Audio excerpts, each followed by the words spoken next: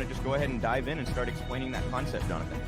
That's a big part of how Wall Street's been running us into a ditch for the last 30 years. The debt ceiling is not some sort of macroeconomic concept. The U.S. isn't really a great place, and it's not really the land of the free. Get 1,000 people together and let's go lay siege to City Hall. Hello to all of the real progressives out there. Thank you so much for tuning in. Today we have a fantastic show for you, as always. Wanted to start actually with a very quick shout out. My cousin Jake graduated yesterday from high school. If you happen to be watching, a huge congratulations to you. Very proud of you. And also wanted to apologize to the audience. I have an ongoing cold that has been lingering for some time. It is not COVID. I have tested numerous times. I am not positive for COVID, but I apologize for my voice, and I'm all stuffed up. If I sound a little screwy today, I do apologize. Want to start, as always, with those Real Progressives plugs. Please go to realprogressives.org for all of our fantastic content, MMT educational content, articles, podcasts, etc. Macro and Cheese with our founder and CEO, Steve Grumbine, on Saturdays. Up and Up with Jody Newell talking to activists on Thursdays. And you can always catch my show live on Sundays doing current events and political commentary. Make sure you're not missing out on any of our fantastic content. Great articles as well, realprogressives.org. Hit that media tab, go down, and you can find all of our articles. If you are unfamiliar with MMT, we're going to go into some of the rudimentary stuff today and talk about why it's important. But if that's an unfamiliar concept to you, I would really encourage you to go to our website. We have all sorts of great content there and educational materials on modern monetary theory. So realprogressives.org. You can also help us out at realprogressives.org/donate. We are a nonprofit. I know most of you probably grow tired of hearing me ask, but we do appreciate any help that you can provide. If you'd like to become a monthly donor or just give us a one-time donation, it's all very much appreciated to kind of help keep the lights on around here, right? realprogressives.org, realprogressives.org/donate. Also wanted to plug the March for Medicare for All group, who we have been working with over the last year or so, and they're doing another event here this July 30th. It's going to be a march in Washington, D.C. There's also going to be some actions during the week leading up to that march. March for Medicare for All. It's m4m4all.org. If you would like to learn more, get involved, or help them out, I encourage you to go to their website as well. So we're going to start with a kind of a lighter story here. I have been keeping up on the happenings at CNN because I just can't help myself but, get a little bit of pleasure out of their failings. Obviously, CNN Plus was an absolute tire fire, and now they are making some changes at the network. They are apparently trying to go back to more of a news-oriented network as opposed to what they describe as progressive commentary, which I found utterly hilarious, and I think any of you who have any knowledge of how CNN operates would laugh at that as well. The one good thing they're doing that is kind of odd and interesting, they are going to cut back on their use of the breaking news banner, okay? Now, it's far from exclusive to CNN. All of the cable outlets tend to do this, where they throw breaking news up on the screen at every opportunity because it draws in viewers. They have all sorts of sort of aesthetic tricks that they like to do. You notice the flag in the background and shit like that. Cable news is very much entertainment, not news. But CNN was kind of notorious for throwing the breaking news banner up there for absolutely anything.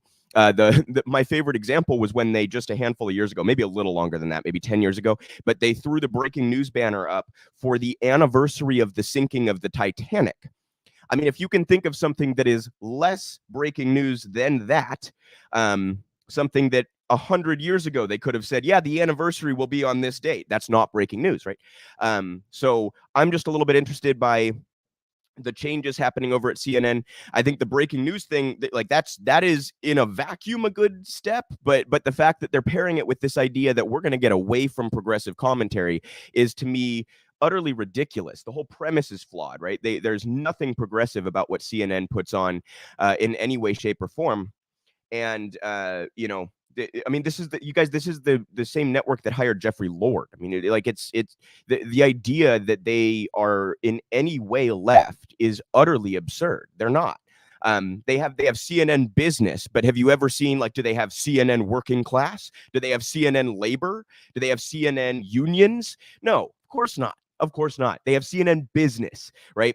And they're constantly coming down on the side of big business. Was it Jake Tapper who was fooled very successfully by the Koch brothers and those right-wing think tanks into espousing right-wing talking points on, I believe it was the minimum wage increase, where he basically went out and did a report based on the Koch brothers think tank study that basically said minimum wage is bad for low wage workers. Like raising the minimum wage is harmful to low wage workers. They spew right wing talking point after right wing talking point, and then they pretend to both sides everything, and they play neutrality instead of objectivity, and then they want us to believe that they're progressive commentary. Just plain ridiculous, right? Now, again, if CNN wants to move towards doing legitimate news, I would be good with that. I think that's a positive thing. But does anybody trust CNN to actually engage in objective news or objective reporting or objective commentary? Does anyone actually think that's the case? That Warner Bros. Media doesn't have an incentive to maybe skew things in the political direction that is more desirable for them? If you believe CNN has any incentive to be objective, I have a number of bridges in Brooklyn that I would like to sell you, right? So anyway, I just wanted to talk briefly about that. We will keep up on the happenings at CNN and continue to get a little bit of pleasure out of cable news and their business model completely falling into shambles. We have a story here that is utterly devastating, and I'm sure a number of you have seen this. This, believe it or not, is in CNBC. Nearly half of families with kids can no longer afford enough food 5 months after child tax credit ended. This is by Carmen Reinecke.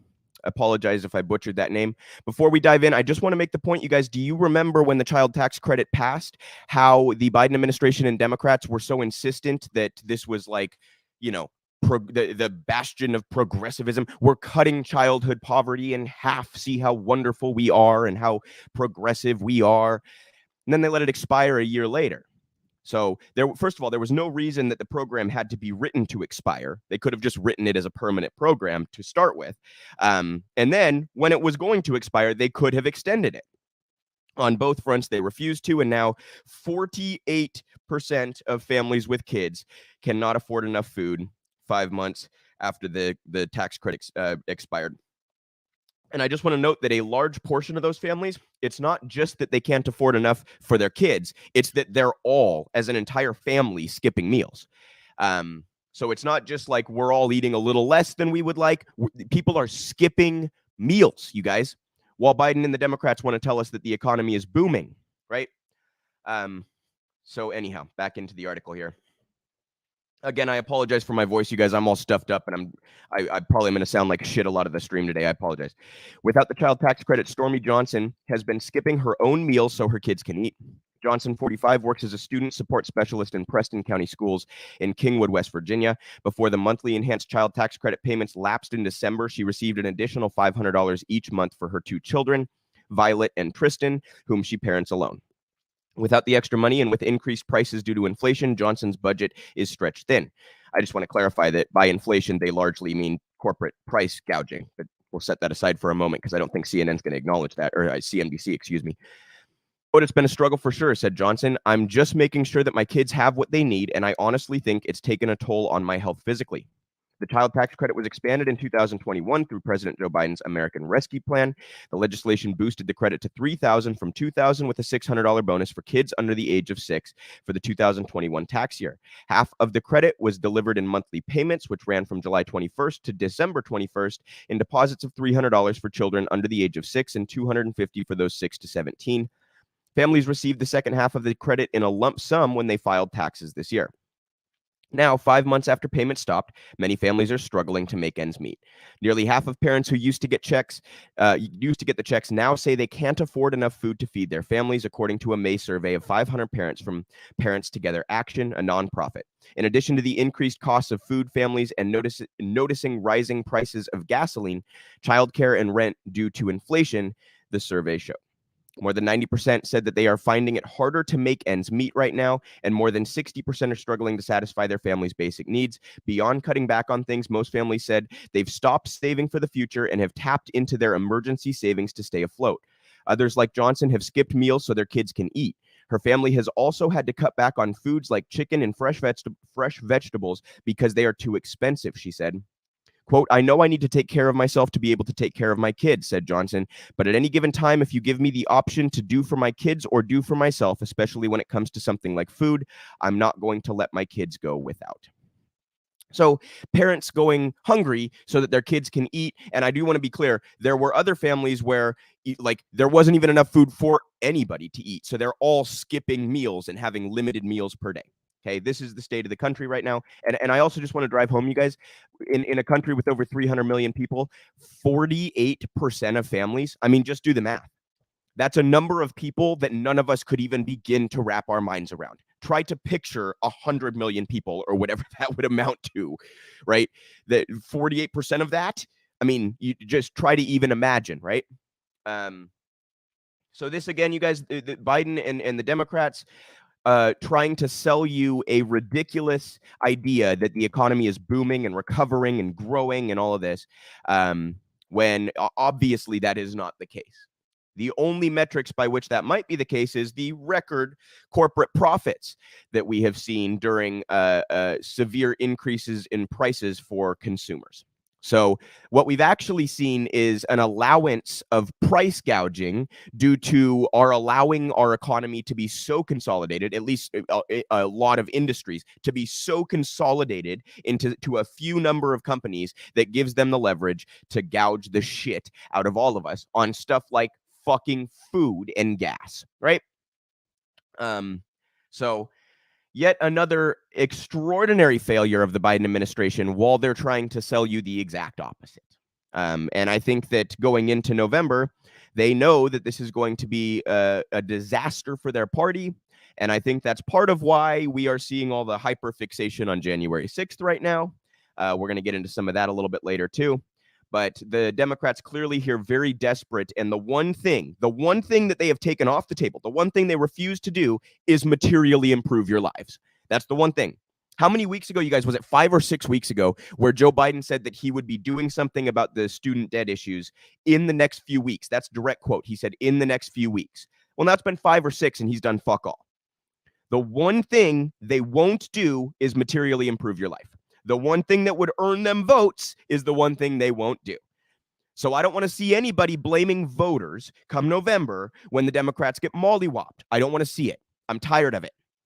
And almost everybody who's paying even a rudimentary level of attention, almost everybody is extraordinarily tired of it. If you want our votes, earn them. You can do a number of things to do that, and they're not even difficult. Many of them don't even require Congress, but you happen to have Congress, and you still refuse to do a goddamn fucking thing. We're tired of it. We're done.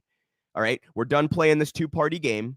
So when the Democrats get killed in November, it will be their own fault for refusing to take any actions when they were given power. That's all there is to it. That's the entire story. But the voter blaming will persist undoubtedly nonetheless. So extraordinary failures here, you guys. Like a lot of the policies we talk about are incredibly important. There are very few that I would say are more important than people's ability to eat, right? Maybe the climate crisis is up in that same category, right?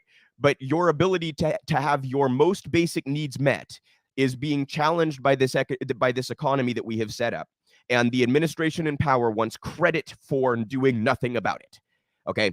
Absurd. Absolutely absurd. The fact that the mainstream media goes right along with this too is equally absurd. I do want to give a little shout out here, a kind of surprising shout out to CNBC for actually covering that, because CNBC is usually on the exact opposite realm when it comes to their tone and their angle and their framing of these issues. They are an incredibly business-friendly, bank-friendly media outlet. And it's incredibly rare for them to call out our economic structure in the way that they did in that article, although they didn't necessarily apply blame to the right place, but they're at least pointing out that the problem exists, right? So shame on Joe Biden and Democrats for once again, refusing to take actions that they could take to materially improve people's lives. And even if you don't care about that, even if you're the most callous, crass human being on the face of the planet, and you just have reckless disregard for all the other human beings and their well-being, even if you don't care, and all you care about is the politics, this is going to destroy them in November. Absolutely destroy them. So in any potential, from any potential angle, what the Democrats have done here for 2 years is either utterly incompetent or intentionally playing doormat for the Republicans. To whatever extent you want to say it's one or the other, that's up for debate, right? I think at this point, the party as an institution essentially plays gatekeepers for the Republicans. I think that's basically their role. Now, again, I'm sure there are individuals within the party that don't want that, but that's the institution. That's how it behaves, correct? That's the results that we see. They play gatekeeper for Republicans. You guys, in the last 2 decades, if I were to ask a Democrat, what's your biggest accomplishment in the last 2 decades? What would they say? They would probably say Obamacare, right? A healthcare plan that was written by the Heritage Foundation, that was endorsed by Richard Nixon, that was endorsed by Bob Dole and Chuck Grassley, that was first implemented by Mitt Romney. That's what they would say. That's their big accomplishment. So in 2 decades, where there have been a number of years where they had not just power, but both houses and the White House, their big accomplishment is giving you a Republican policy. Unbelievable, right? Unbelievable. So anyhow, shame on Biden for this one. We will keep up on the obvious economic issues that have been going on in the country and seem to be on a path to continue getting worse. And again, the Democrats, don't fall for it. You guys, they want to do this. They want to get persnickety about the words that we're using. Well, it's not technically a recession because, right, the economy right now is screwing a lot of people. That's what matters. The fact that 48% of families with kids are struggling to put food on the table. I don't care if it meets the technical definition of a recession. That's a fucking problem. Okay? So don't fall for their bullshit trying to claim that this is the best recovery in history and, oh, Biden's economy and look at all these jobs and yada, yada, yada. Okay? Look at the material results for everyday people and tell me this economy is great. You can't. Or you're lying. One of the two. All right, guys, we have a thread here from Alec Karakatsanis. Want to once again encourage everybody to follow his work. He's absolutely fantastic at Equality Alec on Twitter, constantly shredding apart the media for the way that they cover crime and issues pertaining to police. He does fantastic work. Thread: sometimes the bias of the New York Times is so outrageous that it surprises even me. Because what the New York Times did yesterday in its election coverage is so dangerous, I try my best to analyze it carefully below. On June 8th, the day after the June 7th elections, the New York Times published a story telling its readers about what it called the shifting winds on criminal justice. The New York Times' lengthy article and analysis is based entirely on 2 individual local races, the recall of the progressive DA in San Francisco and the primary for the mayor of Los Angeles, according to the New York Times. There is a lot of remarkable stuff about this story, but one thing stands out above all the rest. There were huge progressive criminal justice wins in California on election night, and the New York Times just ignores them. I honestly would not believe what I was reading. Sorry about that. Excuse me, guys. Take a look at this thread to see that the progressive criminal justice wins New York Times erased. Incredibly, a paradigm tough on crime candidate ran a scorched earth campaign against progressive California AG and got trounced in a statewide election. New York Times ignored it. I want to just take a quick moment here to point out, you guys, this is one of the most pervasive forms of propaganda that the mainstream press likes to use. It's propaganda by omission. I'm sure a lot of you understand this, but I always feel like I should dive into that for just a second. Picking and choosing which things to focus on and which things to ignore is one of the easiest ways to do propaganda while still saying, we're not lying though, right? We're just telling half of the story. So they're going to ignore a lot of races where, like Kenneth Mejia, for example, who we're going to talk about a little bit later. They're going to ignore races where candidates who were hard on police and want to defund police and want to rein in police and want to put resources into other programs like housing and education and mental health care and rehabilitation, et cetera, et cetera.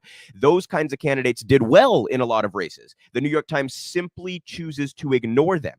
So what does that do to the reader? To the reader, they're presented with this set of facts as though that set of facts is representative of the whole. So the New York Times is not going to acknowledge these are a few anecdotal examples that actually go against a general trend. They're just going to portray it as though it represents the general trend. And then the average viewer thinks, oh, so across the country, people are supporting pro-police candidates. So it's a very nefarious, very pervasive form of propaganda to simply omit the facts that are inconvenient to your narrative. And the New York Times constantly engaging in that. And Alec, again, constantly calling it out. Go follow him, you guys. At Equality Alec. Go follow him. Carrying on. But there is so much more. Right near San Francisco, in a county of over 1 million people, another progressive DA targeted by police unions and tough-on-crime Democrats won easily. The New York Times ignores it. It gets worse. Even Oakland's election results directly contradict the New York Times, as a local journalist pointed out when comprehensively criticizing the New York Times article. He's constantly linking to further threads and reference points here to you guys. So again, like, go check this thread out yourself and go into some of the details if you would like. In fact, all over California and the country, continuing a multi-year trend, many progressive Democrats did very well and a few didn't in elections about criminal justice issues. It's astonishing that the New York Times doesn't mention any of them. So what does the New York Times choose to cover? The recall of San Francisco DA, where GOP billionaire flooded the race and created a giant mismatch. And 2, the LA mayoral race, in which a former GOP billionaire spent $41 million on the primary. He outspent opponents by a 10-to-1 ratio. He still only received 40% of the vote. So that context is rather important, is it not? One candidate had a distinct advantage and did significantly worse than that advantage would have suggested. But how does the New York Times frame it, you guys? You know how they're going to frame it, right? But there was a fraud that isn't as noticeable. The New York Times omitted that reform policies of San Francisco DA were popular. Each of his major issues, not prosecuting kids, cash bail, wrongful convictions, worker protection, going after corrupt cops, and more, polled with big support. And he has some reference there from the public policy polling. When writing a story about unpopularity of the progressive platform, did the New York Times reporter not know that the DA's major reform policies were widely popular? Or did the New York Times reporter know it and choose to omit it? Doesn't popularity of policies bear on what Democrats should advocate? Instead, using only these 2 local election night results and ignoring all of the contrary evidence, the New York Times concocted a national story published at 5 a.m. the next morning about a reckoning for progressives and shifting winds on criminal justice. It's almost as if the article was already written before the election, no matter what the results. Here is the New York Times' remarkable thesis. The elections on Tuesday showed the extent to which the political winds have shifted, even in Democratic cities. According to Meltwater, this article had a potential reach of 170 million people across platforms after it was given prominent front page placement right after the election. The message to them: Democrats have to move right on crime. The other New York Times election night piece was even worse. It was filled with racist, outlandish misinformation that I've debunked time and again. For example, property crime is down in San Francisco, but the New York Times says property crime is unchecked. Same message. Voters want Dems to move right on crime. I don't know what to say about a journalist and a group of editors who concoct this sweeping message by ignoring most of the evidence and most of the very elections they purport to be covering. How could this happen? As always, when you see articles like this, ask yourself, why is this particular angle news? How did it get to reporter, and who pitched it? What is the goal of the article? How did they choose which voice to quote and which to ignore? Who benefits from framing issues this way? Let's take a look at the sources chosen by the reporter and editors in chronological order. This is another exercise that Alec likes to do that I highly recommend that you do, you guys. If you're reading an article, just simply look at the sources that they're using, and you will often see a pattern. You will often see whose side of the story you're actually being presented with and which side is being completely ignored. The New York Times constantly will present only pro-police people as quote-unquote experts, which again, it's that omission thing, right? That presents to the viewer as though there is this expert consensus, when in reality, they're ignoring a large portion of what experts actually think. In some cases, actually portraying a minority opinion among experts as though it's a strong majority opinion among experts. It should be considered journalistic malpractice. The New York Times ought to be ashamed of this practice, right? Anyway, here are the sources that they listed. Centrist political consultant known for criticizing progressives, strategists and leaders in both parties. Talk about vague. That could mean almost anything, but it sounds like it's an expert. It sounds like it's someone worth listening to. Centrist former politician, same person quoted making joke about the DA in last week's New York Times debacle. Same guy again making a joke pretending he doesn't know AOC's name. Pollster for Rick Caruso, a billionaire former Republican running for LA mayor. Same guy again. Real estate developer, advisor to former Republican mayor and LA police commissioner. Same Caruso pollster for a third time. Eric Adams, chief of staff. Jesus fucking Christ. Strategists in both parties, quote, head of super PAC for House Republicans twice, centrist mayor in San Francisco, recalled San Francisco DA, Jesse Jackson, anonymous Democratic strategist, Sean Patrick Maloney, LOL. These sources have political and business interests in promoting centrist pro-police narratives. The article almost surgically excludes any other perspective, including the perspective of many progressive strategists and candidates who have won on exactly the opposite message. Excludes those who believe, based on evidence, that attacking the root causes of inequality and violence is giving people better housing, care, working conditions, and schools is a more popular political strategy than fear-mongering and pandering to police and developers.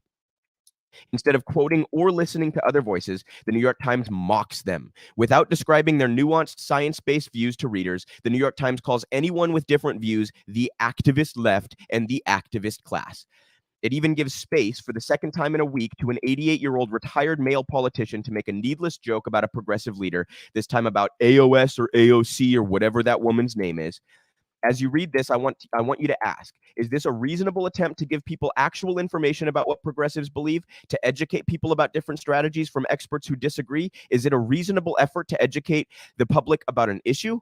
Because it doesn't talk to anyone with different views, let alone explain them. The New York Times misleads the public with straw person arguments. Some voters demand action on racial and systemic disparities, while others are focused on their own sense of safety in their homes and neighborhoods. You guys see how that's framed? It's utterly ridiculous. According to the New York Times, it's an either-or situation. The voters who care about systemic injustices aren't focused on the safety of their neighborhood. It's hard to fathom a professional political journalist displaying less understanding of progressive principles, or perhaps more committed to misleading people about what real people on the left believe. Does anyone believe that millions of poor people, black people, young people, teachers, nurses, public health experts, faith leaders, crime survivors, etc., who are fighting against systemic injustices and inequality don't care about safety in their homes and neighborhoods? That's another point I really just want to take a second on, you guys. This notion, think about the implication with what the New York Times is saying. They're basically saying progressive activists and those who actually want to reform prosecutor offices and reform our justice system in progressive ways, they're implying that we don't care about safety. Do you honestly, think about that for a second? Do you honestly believe that? Do you think progressives are cool with violent crime? Do you think progressives want their neighborhoods, their communities, their neighbors, their family members, their friends, their colleagues? You think they want these people to be unsafe? You think they want to live in a dangerous community? What an absurd implication. But that's what the New York Times is relying on when they frame this entire issue the way that they frame it, right? But it's utterly absurd. Anyone who takes 3 seconds to think about it will realize immediately that, of course, what the New York Times is saying is absurd on the surface. Carrying on. In fact, most researchers are finding that it is exactly the neighborhoods with the most gun violence who most support progressive prosecutors. Corporate media and centrist strategists did not have an article ready by 5 a.m. election morning about Philly DA's re-election victory on a progressive platform against tough-on-crime challengers. When that election disrupted centrist narrative, it was swept under the rug. 15 paragraphs into the New York Times story, we are offered the disclaimer that turnout was low and that there is always a risk of over-interpreting local races.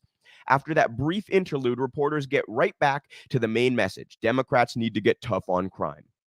23 paragraphs into the piece, the New York Times treats readers to this gem.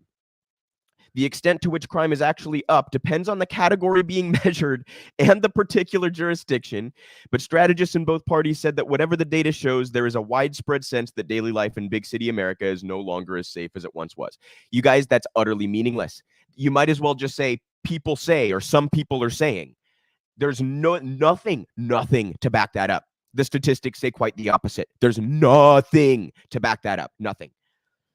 This is a striking paragraph. It contradicts the misleading claim at the beginning of the piece that rising crime is the thing actually motivating centrist Democrats, a claim later quietly deleted by New York Times editors with no correction, as I explained in my newsletter. Crime is a terrible measure of social harm, but crime as measured by police is actually near historic lows in the U.S., and many crimes that cops report aren't even rising at all, as the New York Times now admits in paragraph 23. But this isn't an article about evidence. This is an article about what strategists say that people sense. I want to try to be as clear as I can about what's really going on here. In coming months, you will hear a lot from news media about how fear of rising crime means Dems need to boost police and prisons to be successful politically. A lot of strategists will be quoted. Elite corporate media will justify this as simply reporting how people feel. Setting aside that people feel this way, in large part because of relentless, misleading coverage of crime, there is a larger and more insidious problem. The media reports the centrist corporate pivot to more police and punishment as a natural, reasonable response to Democrats. I do want to take a moment here, though, on the first point. I'm sorry, I just totally lost my train of thought. Yes. Oh, boom. Okay. So the New York Times first pounds into people's heads that people feel like we need to be tougher on crime. People feel like cities are less safe. They pound this into their viewers' heads over the entire course of the existence of the paper. And then they turn around and report that people feel the way that the New York Times has told them to feel. You see how this is a self-fulfilling prophecy? It is ridiculous. It's the whole, like, does the dog wag the tail or vice versa? The media tells you how to feel and then reports on how you feel and uses that to justify their misleading framing of the entire issue. Utterly ridiculous. Utterly ridiculous. Carrying on. Responding to fear rising crime with pivot to more punishment is like saying fear of climate change means that Democrat strategists are saying that people must donate to Exxon. One of the most important functions of propaganda is to treat more punishment as a reasonable solution to social problems. Strategists say we have to do it, even though the available scientific evidence says it won't solve the problem because it has nothing to do with root causes. The actual evidence is clear. Real safety is the product not of the machinery of state violence, but comes from reducing inequality, giving people places to live, ensuring that people have access to care, and in investing in the ability of our children to play and to be educated. One of the greatest frauds but most essential roles of modern news is selling people the wrong solutions to the wrong problems in order to prevent the reduction of inequality. If you like this thread and my threads generally, you can read them in a much cleaner format with links by signing up to my newsletter. I encourage everybody to go do that. And he has the link there at the end of a lot of his threads. You can also find it on his Twitter page. And then he always rewards us with a picture of his cat or an animal or something of the sort at the end of his threads.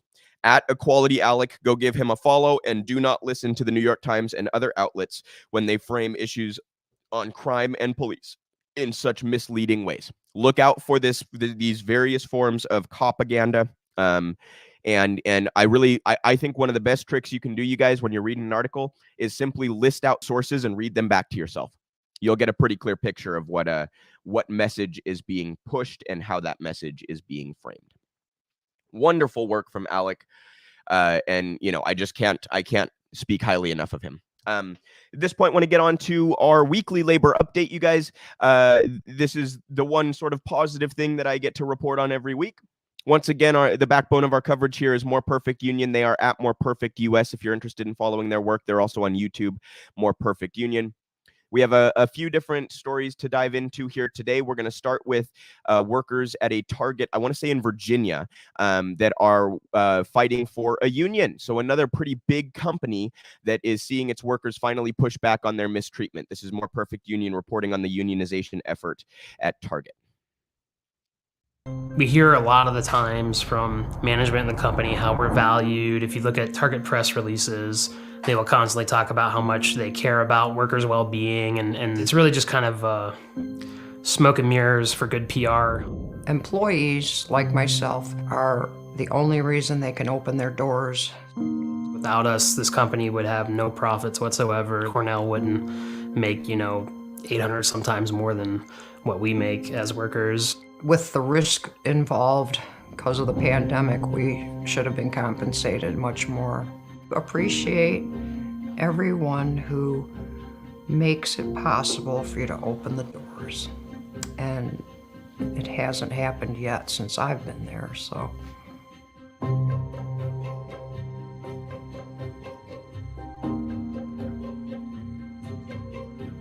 So recently I like Target. Over about the last probably 3 years, it's changed a lot. We've had a lot of cases in the store. I've been on edge pretty much the whole time. I never got any kind of a paid break or anything during the entire pandemic. Our pay didn't keep pace with rising costs of living.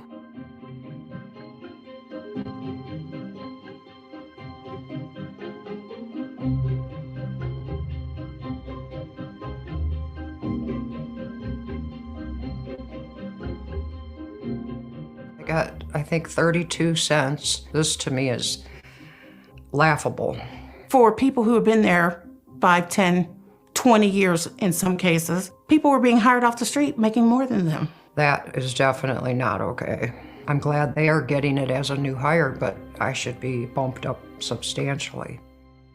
Folks decided that they needed to get a petition together to demand seniority pay. If you had been there for 5 years, the proposal was to raise it to $18.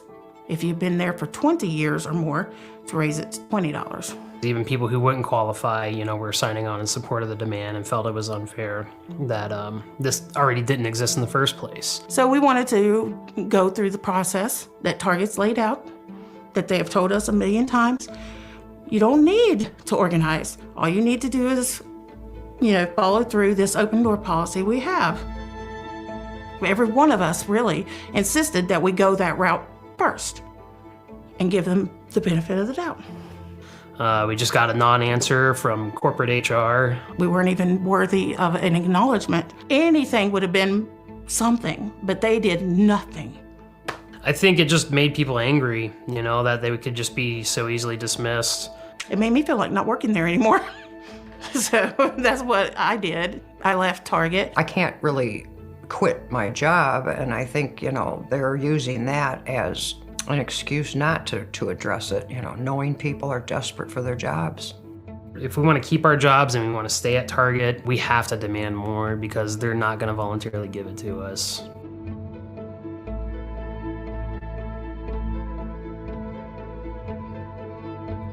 Some of the cards that we issued were not accurate with the roster that was provided to them by Target Corporation, and that actually the 100 employees that we thought were at our store, there's actually more than that. And I think that's largely because Target is trying to just make it harder for us in this process to hold an election. They're counting workers who aren't even on the schedule, who aren't there, who aren't working right now, people who are on what they call on demand. The first day I was hired at Target and had orientation, they showed me an anti-union video. Welcome to Target, where we know you'll have a terrific experience. Team members have the right to join unions, but they also have a right not to join a union. Refuse to sign and keep Target union-free. It made me lose respect for the company immediately. I think fear is the ultimate factor that keeps people from standing up and demanding more.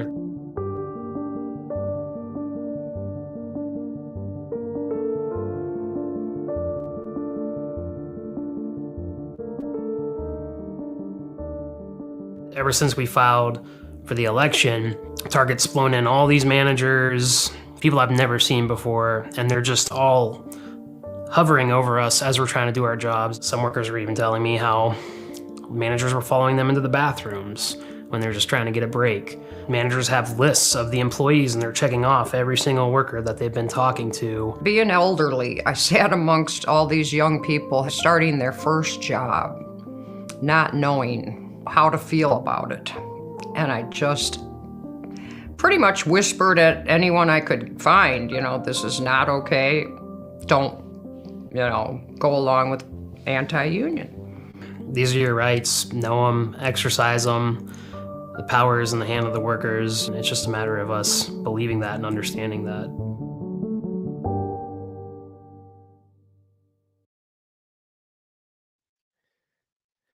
Fantastic work once again from More Perfect Union. I stand in full solidarity with Target workers. And I just want to say, you guys, I think it's important for all workplaces to work towards unionizing, but I think there are certain industries and certain companies that in terms of the big picture labor movement might have some more, might be more of an indication that we're on the right track. I think Amazon is very much one of those companies, and I think Target is another kind of example of that. I think the Walmarts of the world are an example of that, right? I think if we can start to get into some of these, Amazon and Walmart are the two largest private employers in the country. I believe Amazon either has passed Walmart or is on pace to pass them soon, but they are 1 and 2 in the country in terms of private employers. Going after those giants, I think, is huge, because that can have the kinds of ripple effects that smaller unionization efforts, which, again, I want to be really clear, I strongly support, aren't going to garner the kind of public attention that an Amazon unionization effort or a Target or a Walmart or a Starbucks is going to garner. When we're talking about these huge companies like this, that sort of gives the okay to workers in other industries to organize themselves. There's this fear, and it's a very rational fear, because employers are essentially allowed to retaliate with impunity, even though that is supposed to be illegal. Employers retaliate constantly against workers. In fact, that's one of the stories we're about to get to here, is Starbucks retaliating against unionizing workers, right? So workers reasonably fear the response from their employer when they start to think about organizing. So some of these humongous companies like Target, like Amazon, like Starbucks, right, like Walmart, if we could get to that, those kinds of things, that sends the message to other workers in other industries all around the country that you can do this. First of all, you can succeed, right? You don't have to fear that you have a 0% chance of winning. And secondarily, as the movement picks up steam, I think companies will eventually be less emboldened to retaliate in the ways that they currently are, because the more acceptable unionization efforts are, the less acceptable their conduct in response will be, right? So I think this one is very, very important, not to undermine the importance of any unionization effort or strike or walkout or any of it. I encourage everybody to support it all. But I think Target could be a very important one to kind of add to our list here and start normalizing this and making other workers feel like it's acceptable, and maybe cut into some of the reasonable fear that they feel about their employers, right? So full solidarity with the Target workers. Great coverage from More Perfect Union. We also have a clip here about farmers in California going into fire season, trying to stand up for themselves, obviously grossly mistreated during fire season, having to work in horrendously dangerous and unsafe situations. And this has a little tie over to the climate change story and all that kind of stuff too. So this, again, More Perfect Union. This is about farmers in California going into the fire season. In the past 6 years, California's wine country has had 23 major fires that burned nearly 1.5 million acres, an area larger than Rhode Island. While others flee, farm workers have often been forced to stay and work in the fields. Vale la pena ir a pescar. Vale la pena dejar la familia. Hay veces que hay momentos donde tenemos que hacer esa reflexión, pero al igual dices, ¿qué vamos a comer? ¿Cómo vamos a sobrevivir? Sí, me he sentido presionado trabajando durante el incendio porque no me quedaba otra opción. Cada que piscábamos la uva, el racimo de uva que jalábamos, se venía la ceniza de lo que había quedado del incendio. Están arriesgando su vida, su salud, descuidando a la familia y dándole la prioridad al patrón. Y al final no reciben lo que se merecen. Farm workers in Sonoma County are organizing for basic protections ahead of this year's fire season. They want the Sonoma County Board of Supervisors to take action by June 1st. Fire season in California is rapidly approaching, and scientists say the blazes this year could be the worst ever. With 5 demands, what we call the 5 for farm workers, one of those being the demand for hazard pay. Secondly, if a worker chooses not to pay or cannot work due to smoke, due to fires, due to crop loss, we feel that they should be compensated for their lost wages. The harvest is a key moment in a worker's economic livelihood for their families, and to not be able to work is devastating. The third demand is around language justice. Any instructions given to workers in an evacuation zone in a time of fire be translated not only from English to Spanish, but also to the indigenous languages that are spoken in Sonoma County. The fourth is around clean water and clean bathrooms, and the fifth is around community safety observers. These are people that we're organizing to actually go and observe the fields, make sure that workers are protected, make sure that safety standards are up to par. Even in evacuation zones, farm workers say they feel the economic pressure to continue working. Y no tenemos ese lujo de decir, hoy no trabajo, o esta semana no trabajo porque está el incendio, o porque tenemos que estar con la familia. No, es una obligación trabajar, ya sea un lugar donde está evacuada, se nos deja entrar, tan solo decir, venimos a piscar o vamos a piscar, los policías nos dejan entrar, aunque ya es un lugar donde no deberíamos entrar. Farm workers also bear the economic brunt when conditions are too dangerous to work or if the crops are destroyed.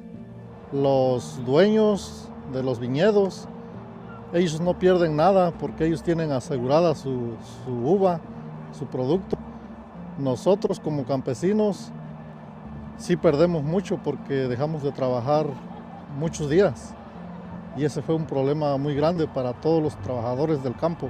En esa temporada de incendio nos tuvieron que cancelar días de trabajo y no teníamos un sueldo para poder sustentar nuestros gastos. Teniendo un seguro de desastres, incluyendo el incendio o cualquier desastre, la diferencia que habría sería de yo no tener que preocuparme, así que si yo no trabajo 3, 4 días por el humo, yo me siento más tranquilo porque sé que tenemos asegurado el seguro de desastre y sé que de allí podemos recompensar el tiempo que se está perdiendo, el salario que se está perdiendo.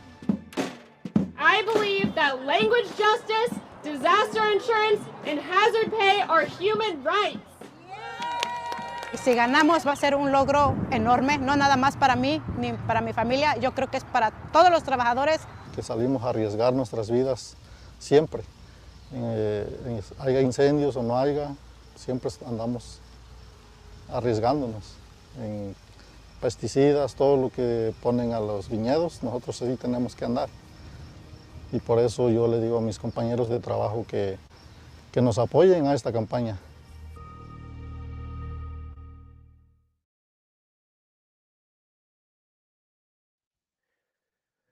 Just devastating stuff, you guys. I mean, it's a lot of this stuff is hardly surprising, right? The exploitation and abuse of workers and the lack of care for the kind of danger it puts them in.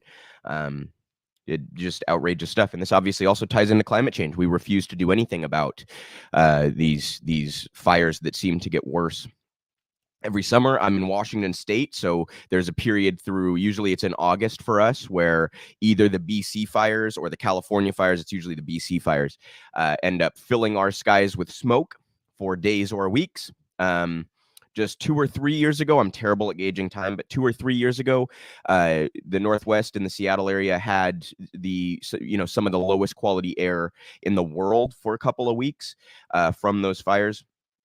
So even in the areas that are maybe just close to where these fires are happening, this is affecting everybody. And we are refusing to do anything about it. And then, of course, when you start bringing the economics into it, we're going to exploit these workers when these kinds of things happen. I also remember a story, I believe it was actually in Eastern Washington, where we have a lot of apples and grapes and things that are grown in Eastern Washington. And there were farmers who, I'm sorry, not farmers. There were inmates who were forced to, their part of their labor was to go out and work these fields, and they were forced to continue doing that during dangerous fires. That's just like, I mean, explain to me the difference between that and slavery. So we are so far behind on these issues, and I stand in full solidarity with workers that are trying to organize and stand up for themselves and hold the powerful accountable for their exploitation and abuse of everyday people pretty consistently in all industries and across all regions. That's part of what is so mind-blowing to me about this issue, but also this movement. I'm encouraged by how universal it seems to be and how it crosses across industry and across region. So full solidarity with those farm workers. And the last one I wanted to get to here is about Starbucks. We're going to start with a clip here of Howard Schultz basically admitting that Starbucks has been lying about their position this entire time. Starbucks claims they are negotiating in good faith with the union. Of course, that's complete and utter nonsense, and Howard admits it. And he tries to deflect here, you guys. I want you to notice this. He tries to deflect to, like, the union will disallow us from serving the customer in the way that we want, and we're all about the customer. So that's going to be their framing here. They're going to try to frame this as though it's them being progressive and being good to the customer, right?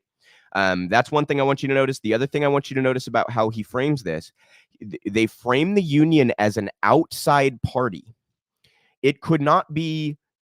That's diametrically the opposite of what it is. It is as inside as it could be. The union is your workers.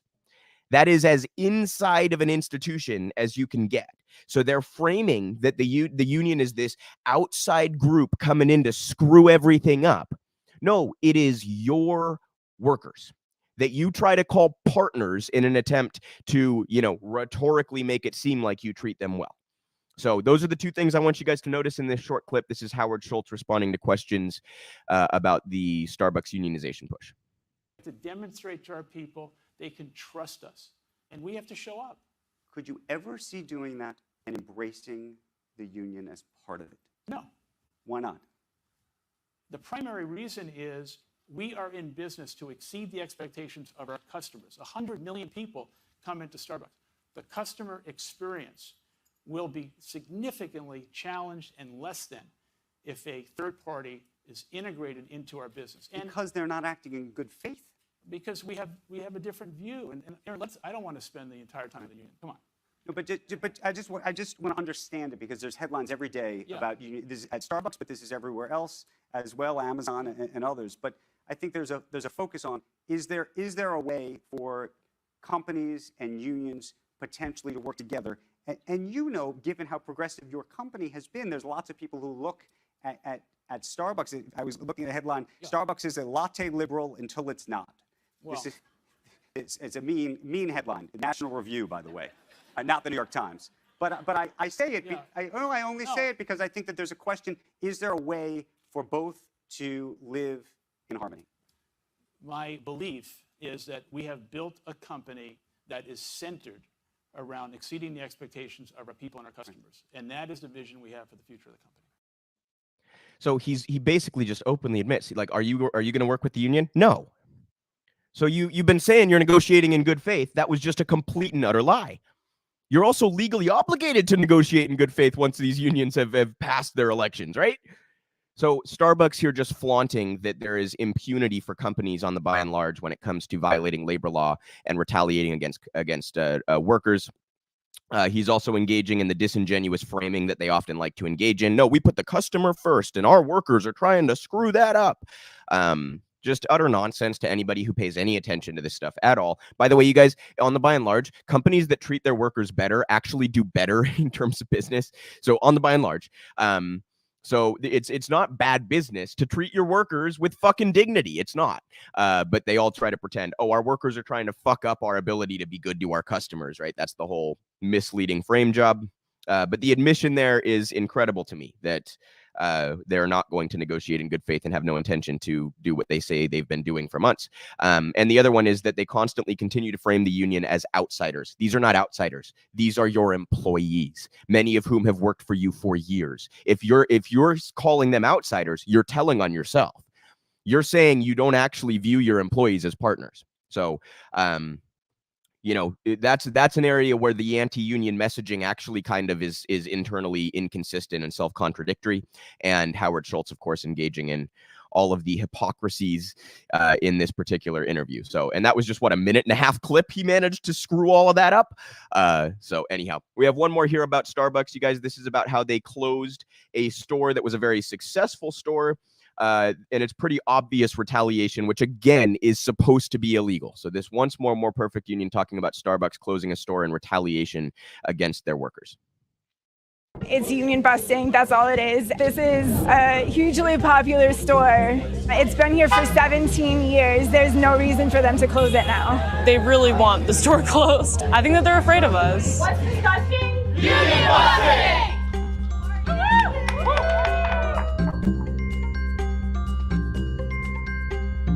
The grease trap has been a problem at our store since I started in 2017. The smell of it alone made me want to barf. The first day I started at the store 3.5 years ago, the first worker I met apologized to me for the smell of it. And it became an even bigger problem in April when it overflowed. It poured out into our back room, maggots and all, and it leaked up front where we were supposed to work.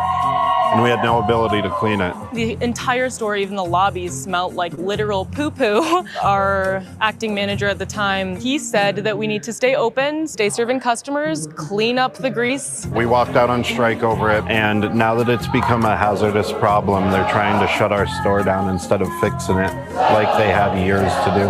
When we asked the reasoning of closing the store, they only pretty much said the grease trap was the major reason. Other little reasons were like spacing issues, a lack of ice bin on the second bar, or, oh gosh, what else? That our handoff plane is too small. They also claimed business needs, even though the former mayor of Ithaca said this was the most lucrative corner in the city.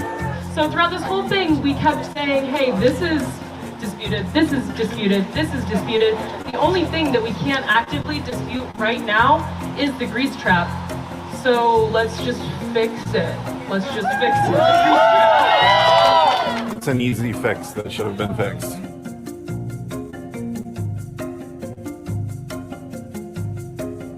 It's without a doubt retaliation for them to do this to us, because it wouldn't have happened before we striked.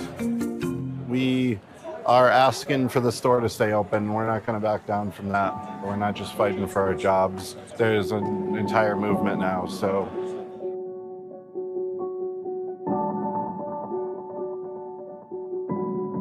Starbucks was radio silent on any sort of bargaining things before this. And as soon as they told us we were closing, they wanted to try to bargain over our jobs. They offered that everyone who's working here currently will get a transfer. We were trying to get them to say the word guaranteed. They wouldn't say it. They kept on saying the goal is to transfer everyone. What we want is to keep the store open. We want them to ideally close the store to fix the grease trap and reopen as soon as possible.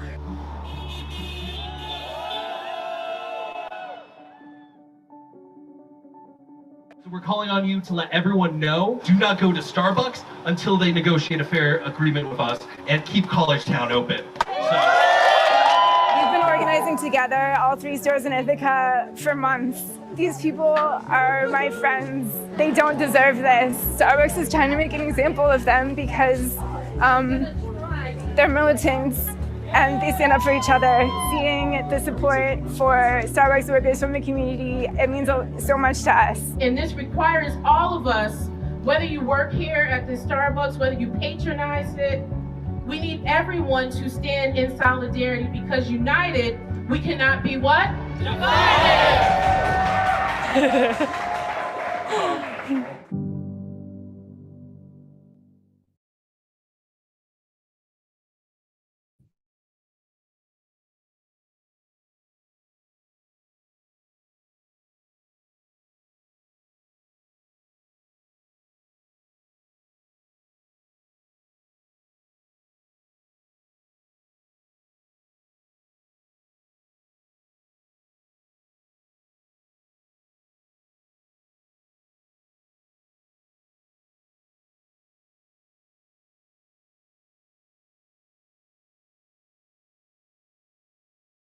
I am so sorry. I was muted that whole time, wasn't I? I'll start over. I say this every time I cover the labor issues, but I just want to encourage everybody to get involved and support wherever you possibly can. If you are in an area where there is labor organizing happening, please get involved. Please support those workers. Please don't cross picket lines. If you patronize a Starbucks that is not unionized, please stop doing that, and maybe even go in and make a point of saying, I'm going to stop coming here until you're unionized. If you go to Starbucks, another option might be to just say to the workers, hey, community supports you. If you want to organize, we got your back. Those kinds of things can really mean a lot to workers who are perhaps fearful of this kind of retaliation, fearful of the response from management and from the corporations. And again, that fear is reasonable, you guys.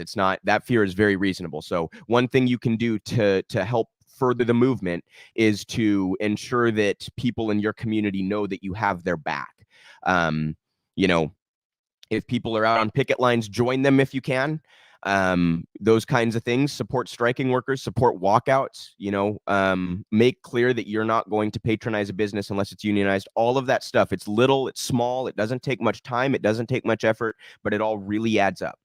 And anything you can do to support labor organizers, I think that this is one of the most important avenues that we can go down to when it comes to actually affecting progressive change. We have seen the pitfalls and the sort of treacherous nature of electoral politics. And, you know, while I'm not suggesting that we throw out any tool by any means, I think the labor movement is an avenue by which we can actually directly affect change much more immediately than in other ways. And it also can be a positive sort of cycle, because if you shift power towards workers, then those workers have more leverage to keep affecting more change, right? The less desperate that people are, the less easy to control they are. So if we can shift economic power towards everyday people, those everyday people will be more emboldened and more empowered to continue the kinds of direct action that will affect change in other areas outside of just labor. So full solidarity with striking workers, unionizing workers, organizing workers. Huge shout out to More Perfect Union. They are at More Perfect US on Twitter and More Perfect Union on YouTube. If you're not following their work, you are missing out. Go follow their work. I also just want to say I always mean to do this plug at the start of the show, and I always fucking forget to. It really helps us out, you guys, if you just like this video, leave a comment, share it on social media, use word of mouth, share it with people that you talk with or coworkers, family, friends, etc. The algorithms do us no favors, and we appreciate any help that you can provide. Just hitting like and leaving a little comment helps us out a lot, you guys. Even if you're telling me how fucking stupid and wrong I am, leave a comment. It helps us out, all right? And ditto that for all of our content. If you're catching the Macro and Cheese podcast, if you're catching the Rogue Scholar, if you're catching the Up and Up, please share our articles, all that kind of stuff. It again, something that doesn't take much effort, but really does help us out quite a bit. I always mean to say that at the start, and then I always fucking forget to. So figured I would plug it there very quickly. All right, so we have a story here about cancer and the environment. This is in these times. Cancer is an environmental problem. This is by Anita Karaher. Why federal funding for cancer research must examine its human-made causes. Quote, in my experience, the attitude of most clinicians and cancer researchers is that environmental causes of cancer are not very important. That was certainly my attitude. This was how doctor and cancer researcher Margaret Kripke began her presentation at the Cancer and Environment Forum in March. The forum, held jointly by several major U.S. cancer research centers, was meant to inform practicing clinicians about the everyday exposures that can increase a person's likelihood of developing cancer. My outlook on this subject changed very dramatically when I was a member of the President's Cancer Panel, said Kripke, who served on the panel in 2010. That year, the panel produced its first ever report on environmental causes of cancer. It continued, what I learned from this exercise was absolutely shocking to me. That 2010 report found that environmental exposure plays a larger role in cancer formation than once believed by clinicians, and that these cancer risks are especially dangerous to children. Since then, researchers have narrowed their estimate. 70 to 90% of cancer development is driven by non-genetic environmental factors. These can be factors like smoking or diet, but as Kripke and her colleagues are focused on, also things like air quality and repetitive exposure to chemicals used in workplaces and homes.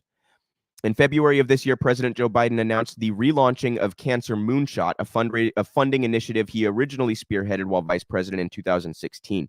The relaunch aims to gain congressional support around the goal of cutting cancer death rates in the United States in half in the next 25 years. The role of environmental risk factors is being acknowledged in that effort. The relaunching included the information of an advisory cancer cabinet, which includes representatives from agencies like the Environmental Protection Agency and the Food and Drug Administration. In his March State of the Union address, Biden acknowledged the probable role that toxic smoke from military burn pits played in his own son's cancer, and announced a Veterans Affairs rule streamlining access to medical care for veterans with cancers that research has linked to these pits. But in the president's proposed 2023 budget, no funds were earmarked for the National Institute of Environmental Health Sciences, the leading agency in researching environmental cancer risks responsible for breakthroughs in toxicology research methods.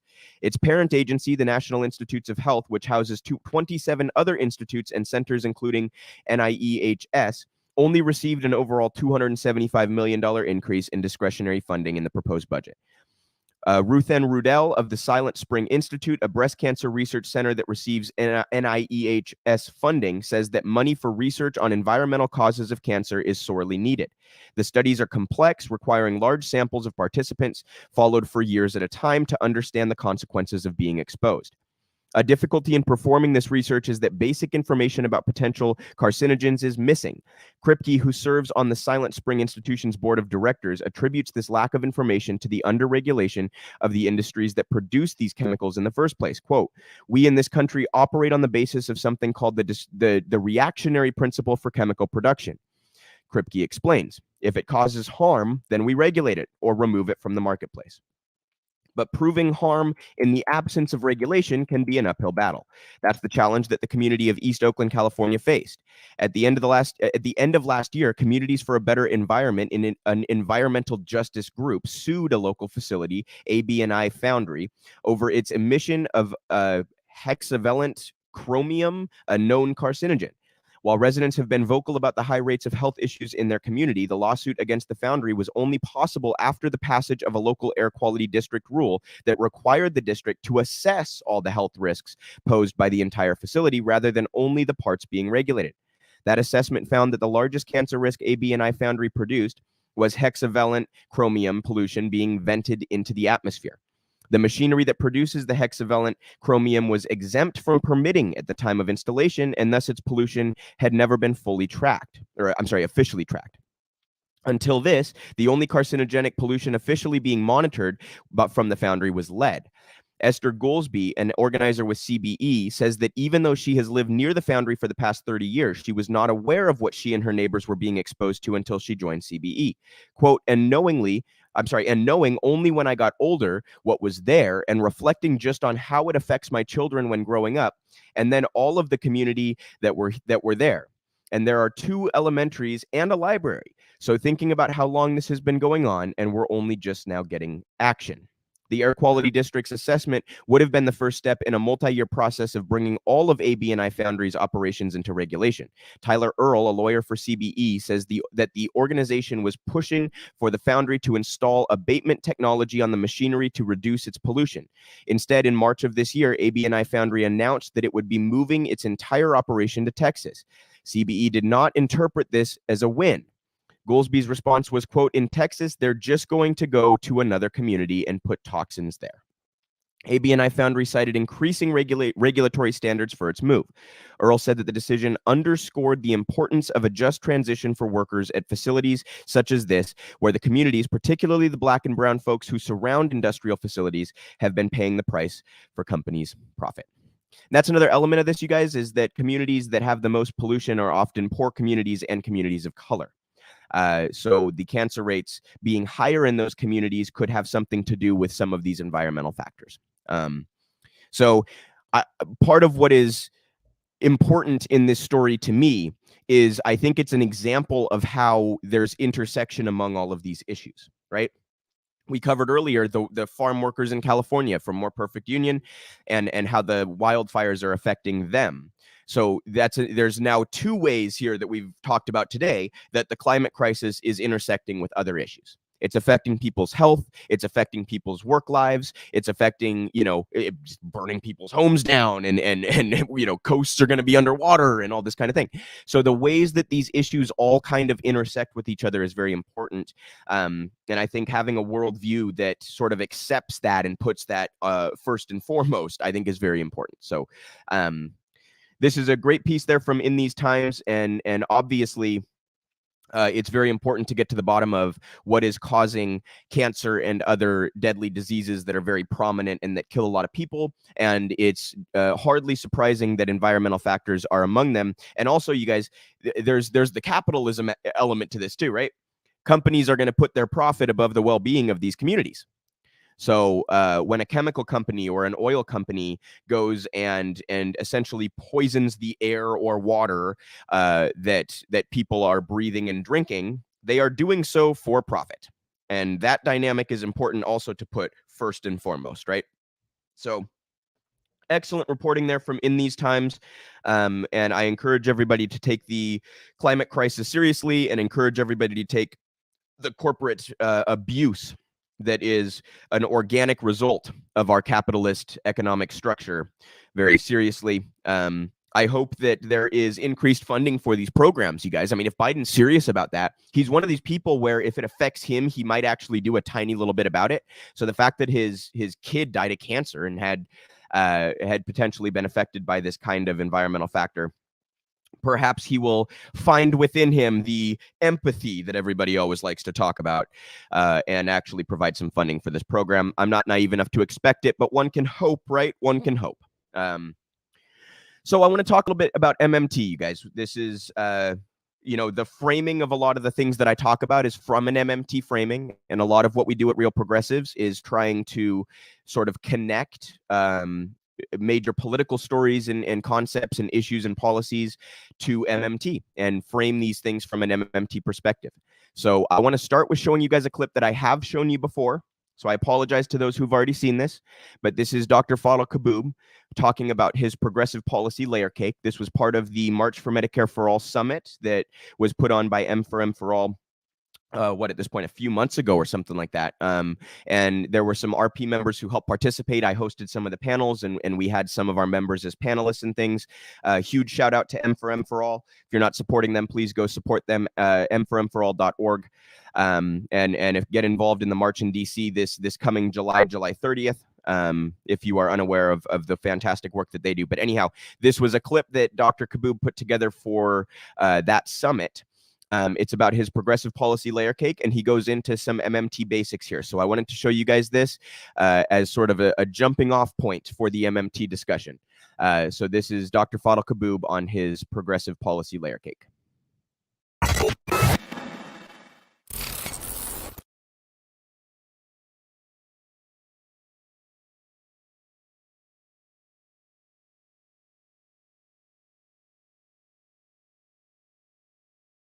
Hi, my name is Fadl Kaboub, and it's my pleasure to contribute this short video to this wonderful event. My purpose today is to simply provide an economic policy framework, modern monetary theory, to explain how we pay for all the major national priorities, not just a healthcare system, but a federal job guarantee, universal public services of all kinds.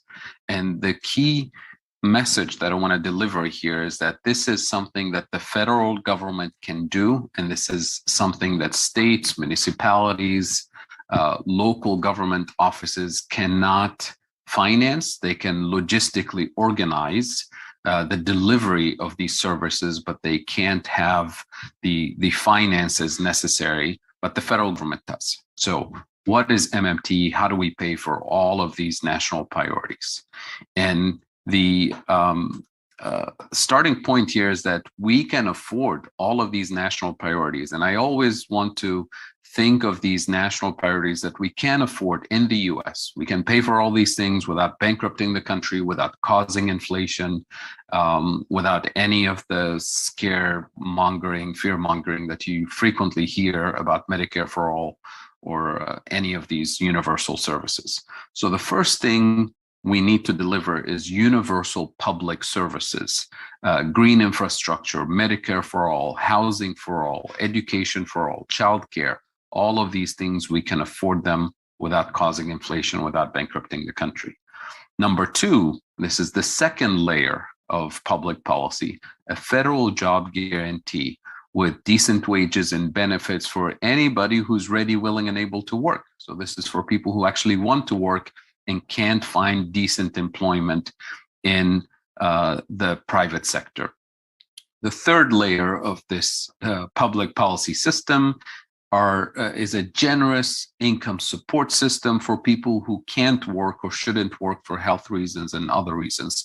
So think of it as a three-layered cake with universal services that are provided for everyone. The second layer is job guarantee for people who want to work and can't find anything else in the private sector with decent wages and benefits.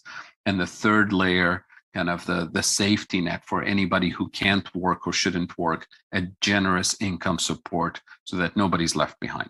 So the big question is, how do we pay for it?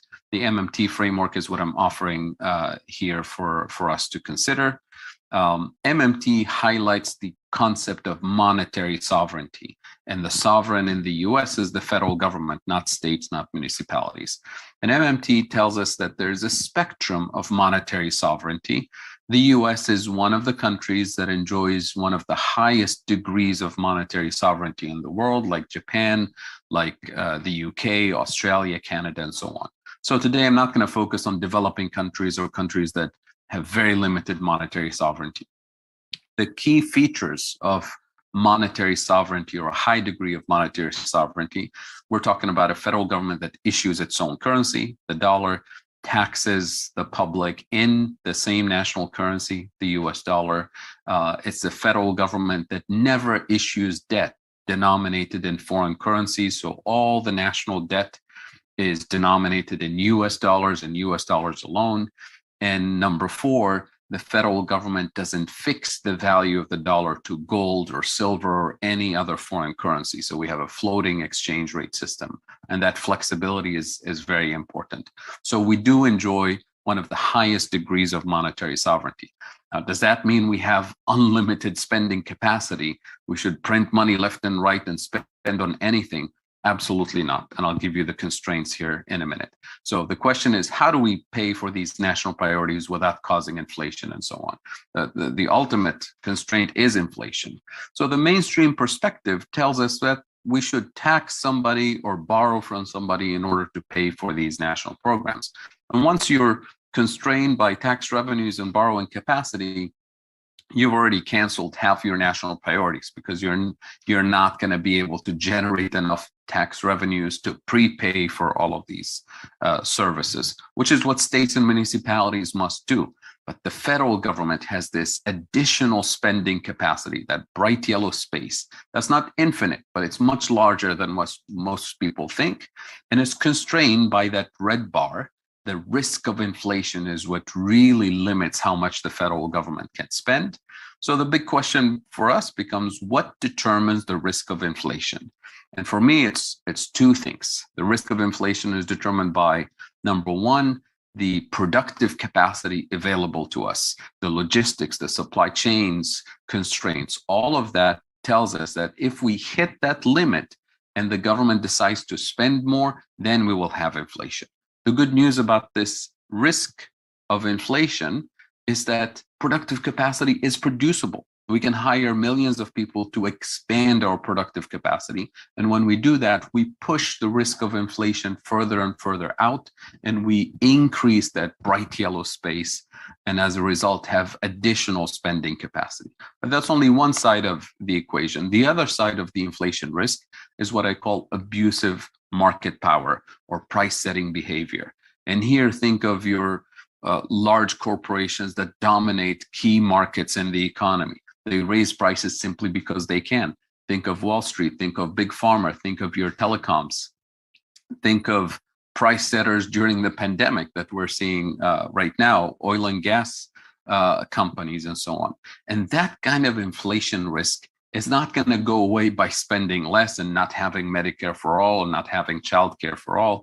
That risk of inflation can only be tamed and eliminated when we tax and regulate their market power out of existence. In other words, we democratize those markets, we make them more competitive, and universal healthcare is one of the key features of democratizing the healthcare system and taming and eliminating the abusive market power of pharmaceuticals and the healthcare industry in general. So once we know what to target in terms of where the lack of productive capacity is, where the abusive market power is, then we turn to our elected officials, the 535 people we sent to Washington, D.C. Their job is to spend strategically to expand productive capacity and to tax and regulate abusive market power out of existence. And now this becomes a question of democracy. Do we have a government of the people, by the people, for the people? Or do we have 535 elected officials in DC brought to you by super PACs, working for super PACs for the benefits of the price setters and the companies that dominate the system? And that's why this question of affording all of these national priorities is a question about inflation, and inflation is fundamentally a question about our productive capacity and corruption in the system. And now we can call their bluff when they say we can't afford it. So This is the paradigm shift that MMT provides for completely shifting the conversation at the national level about all the things that we can afford. So to conclude here, we're facing a systemic crisis on multiple levels. We have a climate change crisis, inequality, poverty, socioeconomic exclusion, and injustice. And all of these crises call for bold and urgent policy action. The problem is that these gradualist and incrementalist policies that we've been pursuing are too weak, too slow, too expensive, and ineffective. They don't even work, both at the state and local level and at the national level. So bolder, more radical, transformative policies are possible, desirable, and affordable. And with that, I'm happy to answer any questions via social media or some other format.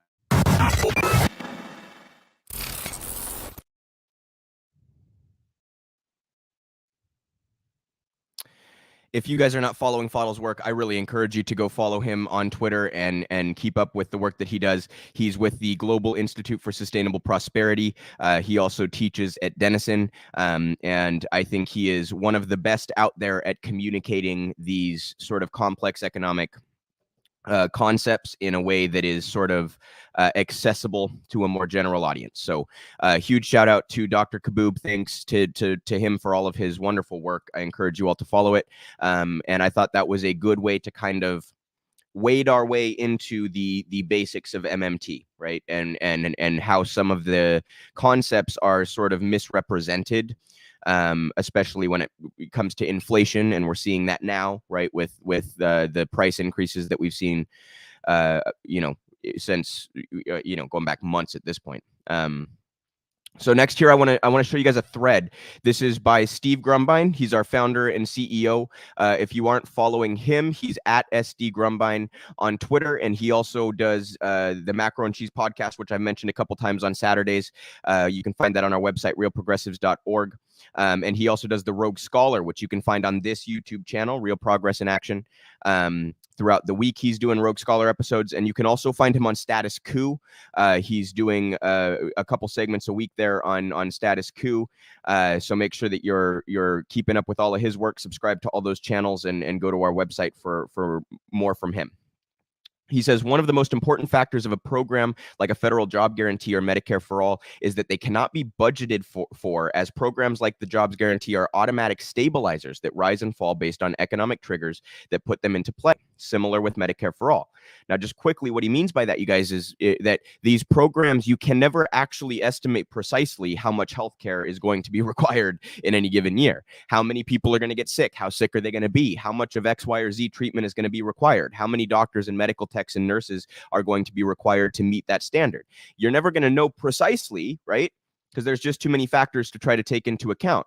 So budgeting for these programs is a difficult prospect. Jobs guarantee very similar in the sense that it would only employ as many people it would only employ people that are not employed by the private sector. So as the private sector increases or decreases its spending and how many people it's employing, as it either is hiring people or laying people off, the jobs guarantee will naturally grow and shrink with that process, right?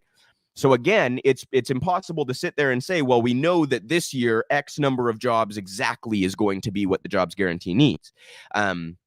So I just wanted to make sure that that point was clear. If a pandemic sweeps through, a federal Medicare for All would simply make payments and the costs would be irrelevant to the population. Same with a job guarantee. If there is a downturn in the economy, triggers like unemployment would propel people into the federal job guarantee. Budgeting is irrelevant. It ebbs and flows based on the macroeconomic state of the economy at any given time. This is not the same at the state level. Since states cannot create currency, Article 1, Section 10 of the Constitution precludes states from issuing dollars to make payments in the case of tax shortfalls. States need to pay for stuff with taxes and bonds, not so with the federal government. So discussing automatic stabilizers being run at the state level is a red herring. It cannot be done without direct subsidization, of programs at the federal level. So creating state-based pilots cannot be conducted without the federal government subsidizing the automatic stabilizer aspect, which is vital to the success or even proofs needed to move forward. the automatic stabilizer is the most important aspect of its viability. And once you begin raising state and local taxes to fund programs, you end up with two horrible conditions. One is the capital and state. I'm reading like a fucking idiot here today, aren't I? One is capital and tax flight of businesses and the wealthy, or two, gentrification to draw in an exclusive community, pricing out the poor. And what are we seeing right now, you guys? I'm in the Seattle area. I'm from the Seattle area. I'm now in Bellingham, but gentrification all over the place. People in LA, how's that going? Right? People in New York, how's that going?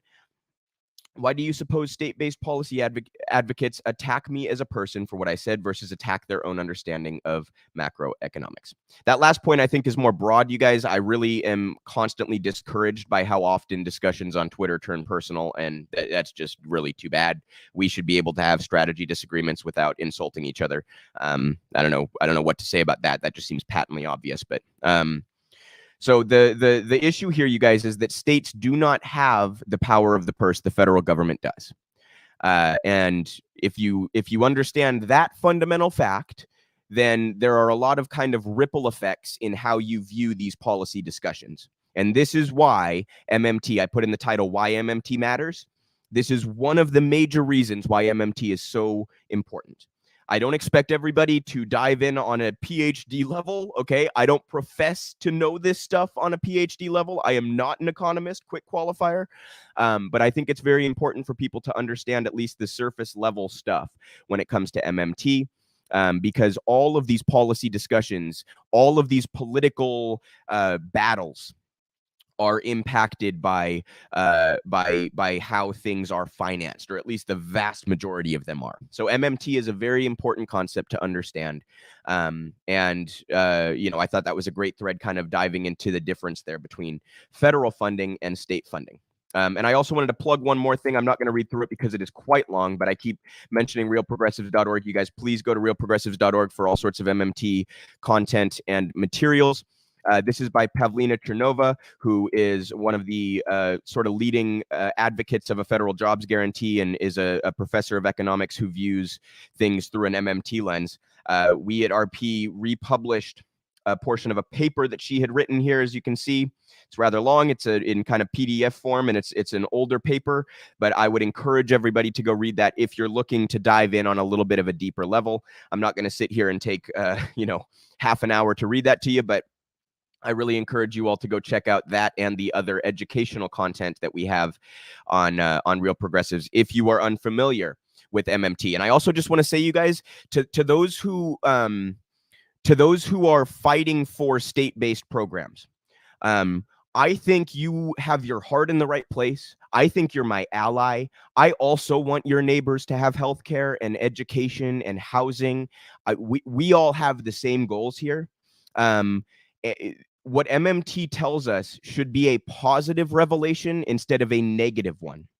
So instead of hearing from us, you can't do it at the state level, what the message I think I'd rather have you receive is, look at all of these wonderful things that the power of the purse allows us to do at the federal level. Look at all of these things that we are capable of. MMT should be a positive revelation in the sense that it actually tells us we can have nice things.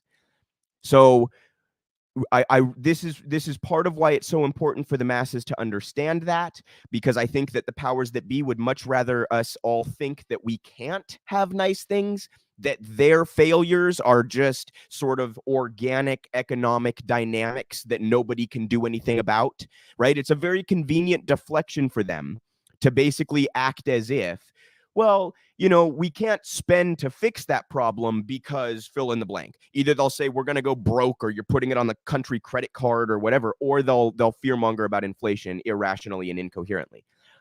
Either of those is really their only response to, like, why don't you provide us with basic services? Why don't you improve our lives? Those are the only two things they can point to. And MMT pretty much demolishes both of those arguments. Those arguments become not just wrong, but entirely incoherent if you understand how our monetary system actually operates, how federal financing actually operates. So Again, you guys, I'm not trying to preach at you, okay? I'm not an economist, but I think it's incredibly important for people to have an understanding of this stuff when we get into these policy discussions and when narratives on a grand scale are formulated surrounding issues like healthcare or education or housing or any of it, right? So I really encourage everybody to look into MMT. Again, realprogressives.org for all sorts of resources. I also encourage you to read The Deficit Myth by Stephanie Kelton. There are all sorts of people you can look into. We showed the clip from Fadl there. He's wonderful. Pavlina's also wonderful. Go look into the stuff that she has on YouTube. She also has a book out on the jobs guarantee that I would encourage you to read. Anything from Randall Wray, from Warren Mosler, from Bill Mitchell. These are all fantastic sources to look at.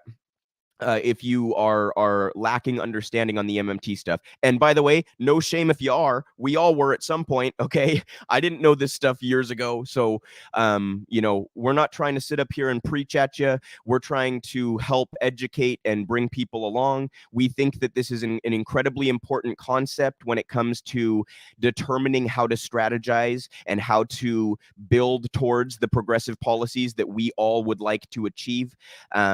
So really just encourage you to engage in MMT content with a good faith attitude. And again, go to our website for all sorts of educational materials on MMT. All right. So where am I here? So sorry, guys. 1 second. Okay. We're going to talk a little bit about police. I'm going to show you a clip here that got attention for other reasons. Some of you may know Jack Del Rio, who has been a coach in the NFL for quite some time. He's been a head coach and a defensive coordinator. He is currently with the Washington Commanders, who have all sorts of issues as an organization to anyone who's been paying any attention to that. But this clip is Del Rio talking about January 6th. And that's the part that's gotten a lot of attention. I'm a little bit more interested in some of the other framing in this clip, but I have a lot to say about this. So we're going to show the clip in question, and then we're going to go ahead and discuss the implications of it. I'd talk about it with anybody. Yeah, no problem. At any time. But they're not. I'm just expressing myself. And I think we all as Americans have the right to express ourselves, especially if you're being respectful. I'm being respectful. I just asked a simple question. Really, let's get right down to it. What did I ask? A simple question. Why are we not looking into those things? If we're going to talk about it, why are we not looking into those things? Because it's kind of hard for me to say I can realistically look at it. I see the images on TV. People's livelihoods are being destroyed. Businesses are being burned down. No problem. And then we have a dust up at the Capitol. Well, there's nothing burned down. And we're not going to talk about, we're going to make that a major deal. I just think it's kind of two standards. And if we apply the same standard and we're going to be reasonable with each other, let's have a discussion. That's all it was. Let's have a discussion. We're Americans. Let's talk it through. I'm for us, you know, having a great opportunity to have a fulfilled life. Like I said, every which way I can, when I'm here, it's about love and respect. All right. So there's a lot to dive into there, right? So what's getting all the attention is that he's obviously kind of downplaying January 6th. Listen, whatever your opinions are, I'm not trying to minimize what happened on January 6th, but that to me is just a little bit of a less interesting aspect of this. And quite frankly, the reason I haven't talked much about January 6th is because everybody else is talking about nothing but January 6th. And I try to fill in gaps in the media coverage instead of regurgitating the same shit that you all can go hear on CNN. So that element, take that part for what you will, right? You all can have your own opinions about his downplaying January 6th. The part that's really interesting to me is the way that he frames everything else. So first of all, he frames the Black Lives Matter protest, which is pretty obviously what he was talking about there, as like burning things down, right? He frames it as though it was a riot without acknowledging what it's in response to. So this is a very convenient trick. We were talking earlier about propaganda by omission. If you just start the story at the most convenient point possible, you can frame anything basically however you want. So if you ignore the violence that police are inflicting upon society, and you just start the story after that violence and say, well, look, these people are breaking windows. I mean, my God, the humanity. You can frame it like it's a riot and like it's violent and ridiculous. without acknowledging that it's actually in response to systemic and constant and racist violence at the hands of police. So he conveniently ignores what's actually causing this situation, and then he frames the protesters as though they're all violent, looting, rioting thugs. Okay? That's outrageous. That's simply outrageous. That's an admission that he is not paying any attention whatsoever to what is happening in the country, right? And then the second point is for him to say that that's like acceptable. I can't remember exactly what words he used, but he basically implied that there was no response to rioters and looting and burning buildings down. Jack, there is significantly more legal consequence for protesters burning a building down than there ever is for police for killing people, brutalizing people, misconduct, wrongful arrests, etc., etc., etc. Significantly, this idea that there is no consequence for protesters who engage in property damage is ridiculous. There is a disproportional amount of consequence for protesters who engage in property damage. And the police are let off scot-free. So the whole framing is ridiculous to start with. And another point, you guys, even if you want to take the legal stuff out of it and talk about like the media or public narratives or rhetoric, why does Jack know about what's happening in those quote-unquote riots? Why does Jack know that places are being burned down? Is it because the media was hyper fixated on people burning down a building? That's the exact opposite of how Jack framed it, as though there is no attention paid, as though society says nothing to see here. That is not what happens. The media hyper fixates on property damage, consistently misframes protesters as violent and rioting thugs. The only reason Jack has the opinion he has is because he's wrong. It's because there is actually a significant response to protesters who engage in property damage, and there is almost no response to police when they engage in violence, okay? So everything about the way that he framed that is completely wrong. And then he uses it as a comparison to January 6th, and that's what catches all the attention. So shame on Jack. He was fined $100,000 by his head coach. And we'll see if there are any further consequences for that. But this is, you guys, what an utterly ridiculous thing to say. He basically just told on himself. He came out to the camera and said, I pay no attention to current events. I don't educate myself, but I'm still going to speak authoritatively as though I do educate myself. That sort of Dunning-Kruger, right? Well, I saw a Fox News report, so now I'm an expert. Just ridiculous. Just flat out fucking ridiculous. And by the way, where's Fox News telling him to shut up and coach? I don't think they were telling him to shut up and coach, right? That's just a little side point. But when it's LeBron advocating for something that's tepidly progressive or kind of progressive, they say shut up and dribble. Shut up and dribble. When it's Kaepernick taking a knee, they want him blacklisted, right? Oh, you traitor to the country when it's Kaepernick taking a knee. But when it's Jack Del Rio spewing a bunch of nonsense and criticizing the Black Lives Matter protests and criticizing the January 6th commission, then Fox has no problem with it and the conservatives have no problem with it. That's just a little side point, but it's hard not to point out the rank hypocrisy on the right when it comes to these kinds of things. So way to go, Jack. Thanks for telling us all how fucking ignorant you are. I hope you enjoy the $100,000 fine. Two more stories here pertaining to police. Some of you may have heard of the murder of Patrick Lyoa in Michigan. This in NPR, written by NPR staff. A Michigan police officer is charged with murder in Patrick Lyoa shooting. Police officer in Michigan has been charged with second-degree murder following a shooting of Patrick Lyoa that took place on April 4th. Grand Rapids police officer Christopher Schur shot the unarmed Lyoa man the unarmed Lyoa in the back of the head following a struggle during a traffic stop. Kent County prosecutor Chris Becker said Schur has turned himself in and will be arraigned tomorrow. As Lyoa was on the ground, Schur demanded that he let go of the officer's taser and then fired the fatal shot. Schur told Lyoa, a refugee from the Congo, that he stopped him because of an issue with his license plate. When he asked for Lyoa's driver's license, Lyoa started to run. After Schur caught him, the two men struggled prior to the fatal shot. Okay. I don't like some of the framing on that. Oh my God, you guys, I'm sorry. I was showing you the wrong fucking screen, wasn't I? This was what I meant to show you. It's an NPR article if you want to go read it. I just read it to you verbatim. This was a pretty outrageous example. Grabbing an officer's taser is not a threat to the officer's life. That's the first thing. Neither is running from the officer a threat to the officer's life or a threat to anyone else's life. So firing a shot into the back of somebody's head is thoroughly unjustified under those circumstances, pretty much regardless of how you want to interpret the law. So rare instance of an officer being charged. We will see what comes of this. Unfortunately, that's kind of the exception that proves the rule. We'll keep up on that story. But you guys, cops shoot and kill well over 1,000 people per year in this country. We're on pace to exceed the number of murders at the hands of police that we had last year.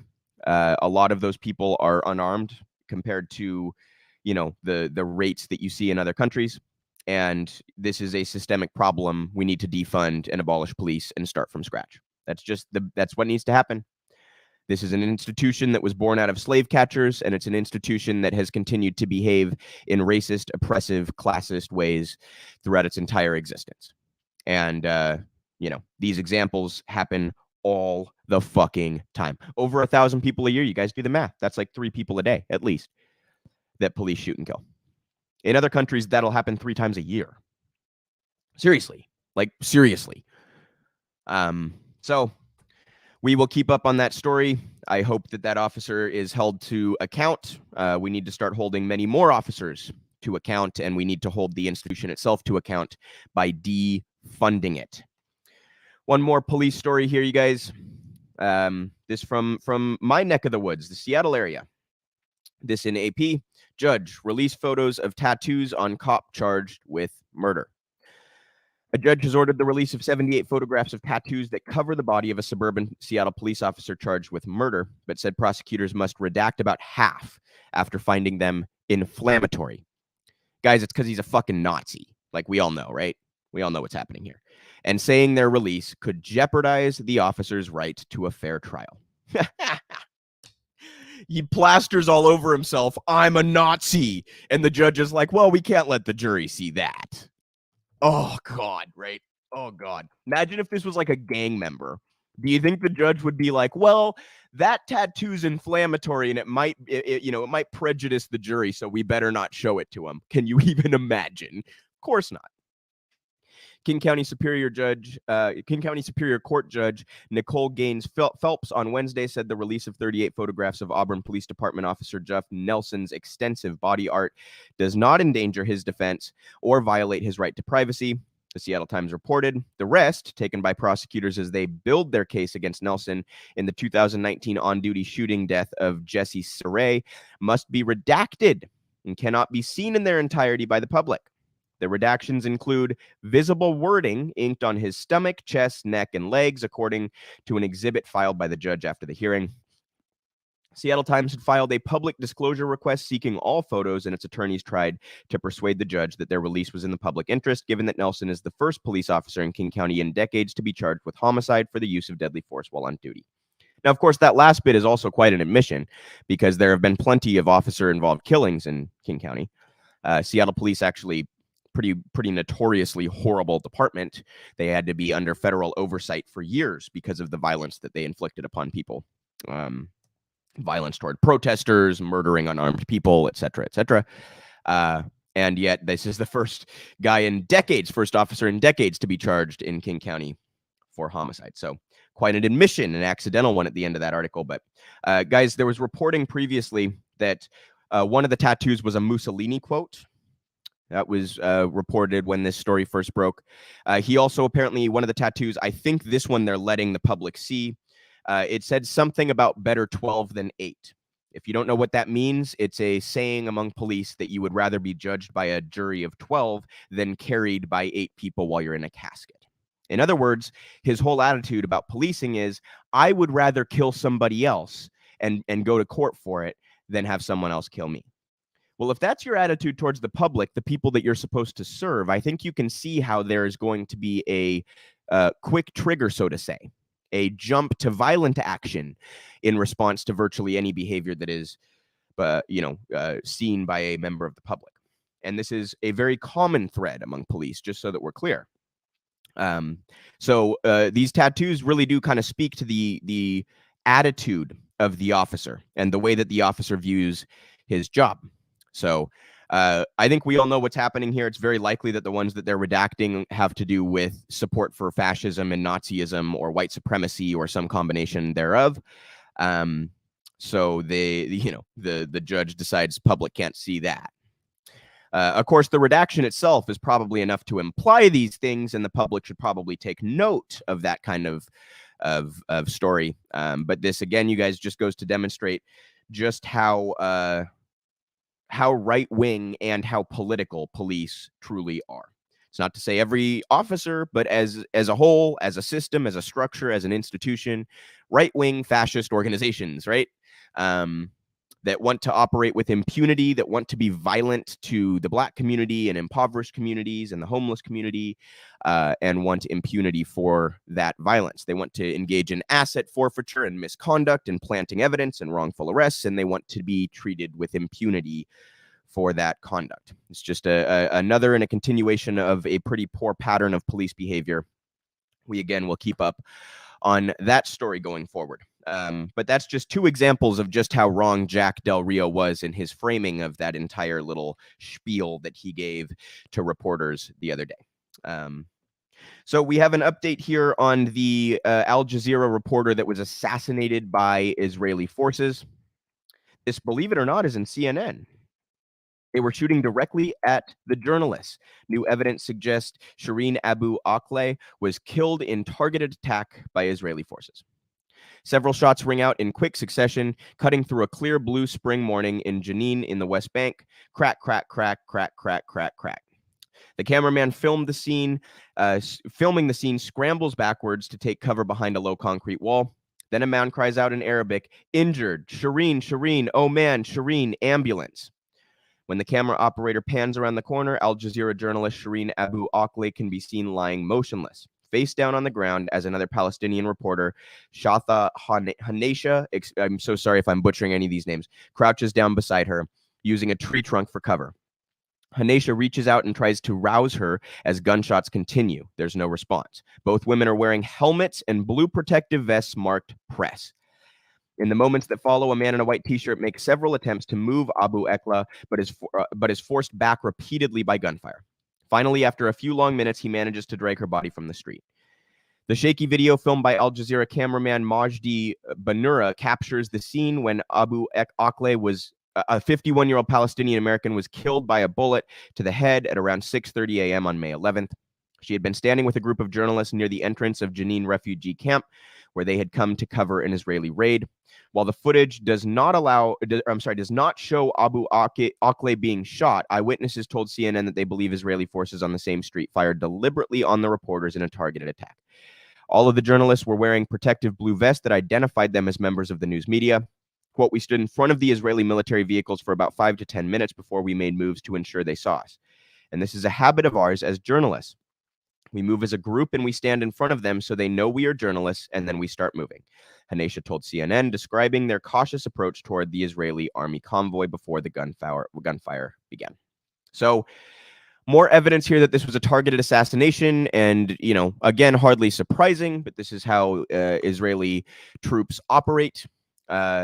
Not the first time they've targeted journalists. I'm sure a number of you remember about a year ago when they took down a building in Gaza that housed both AP reporters and Al Jazeera reporters. Brazen attack on the press that is obviously reporting on their ethnic cleansing campaign. There was a lot more to this too, and I'm sure a number of you saw, the stories coming out at the time. But Shireen was Christian. And one of during her memorial, Israeli forces were either allowing or disallowing people from entering based upon their religion. They were very literally being asked, "Are you Christian or Muslim?" And if they answered Muslim, they were being turned away. I'm sure a number of you also saw the video of Israeli forces attacking her pallbearers while they were carrying her casket. So real humane stuff, right? We're told that Israel is this bastion of democracy and freedom and progressivism in the Middle East, and this is how they conduct themselves. I don't think ethnic cleansers are in any sense progressive or democratic. I don't know about you guys. I don't think those that kill journalists intentionally, assassinate journalists, I don't think they're progressive or forward-thinking or democratic or anything of the sort. So devastating story here, hardly surprising, deserves more attention than it's even gotten. And, you know, another of these stories that I'm almost at a loss for words, you guys. How much more does it take for the public to get behind the BDS movement and attempting to hold Israel to some form of account? Part of the reason I feel more strongly about this one than I do perhaps other injustices going on around the world is simply that it is our government that is condoning this and allowing this to happen. It is our geopolitical support and our funding and our sending of weapons and our maintaining the Iron Dome for them that allows them to engage in these atrocities and allows them to engage in ethnic cleansing. So this is one that all lefties in the U.S. should be, you know, fighting for. I stand in full solidarity with our Palestinian brothers and sisters and comrades. And, you know, this is just a horrendous story. It's also, I think it's particularly shameful that the press is so reluctant to cover this, because their very profession, the core of their profession is at stake here. It's a bit like the Assange story to me, where it's like, how as a journalist can you sit there and not highlight that, or even worse, side with the US government against Assange, when what you're basically doing is condemning your own profession to being oppressed and being unable to do its job? There's just a sort of an added layer of shame, I think, and condemnation, deserved condemnation, that comes with that. So horrendous story, more information coming out on that, and we'll keep up with it as that continues to develop as well. We have a little short story here. I just wanted to show you guys about Joe Biden's inhumanity. He's always deemed this empathetic guy who can relate to struggle and pain, right? This is tweeted out by Holding Biden Accountable. Wonderful follow on Twitter at Waiting on Biden. Go follow him or them if you are so inclined. With one stroke of his pen, Biden could have granted this 10-year-old Uvalde victim's father compassionate release to attend her funeral despite being jailed for a drug offense. Biden refused, so Eliana Torres' dad was forced to watch a live stream from prison. Because of a drug charge, this man was forced to watch his daughter's funeral from prison because of a fucking drug charge. Guys, how did Joe Biden respond when his own son had a drug problem? He responded compassionately. He said, "My son had a problem and I'm proud of him for addressing it." Why doesn't that also apply to others? You couldn't give him compassionate release for a day? Guys, they weren't even asking for him to be, like, you know, pardoned. They weren't asking for a permanent release. They were asking for compassionate release so he could attend his daughter's memorial. One fucking day. And Biden couldn't find it in his empathetic heart to allow this man to go to his own daughter's funeral. So when Democrats pretend to care about the shooting victims of these mass shootings, I would urge you to remember stories like these. Devastating stuff. Absolutely devastating stuff. And of course, there's the police angle with the whole Uvalde thing too, which I'm sure a number of you have kept up on, and we will continue to follow as well. But that was just a short story. I'm so sorry, guys. I'm so stuffed up. I'm sure I sound like shit. But that was just a short story that I wanted to bring you guys. Couldn't skip over that one. Give me just one moment, you guys. I am so sorry. I'll be back in 2 seconds.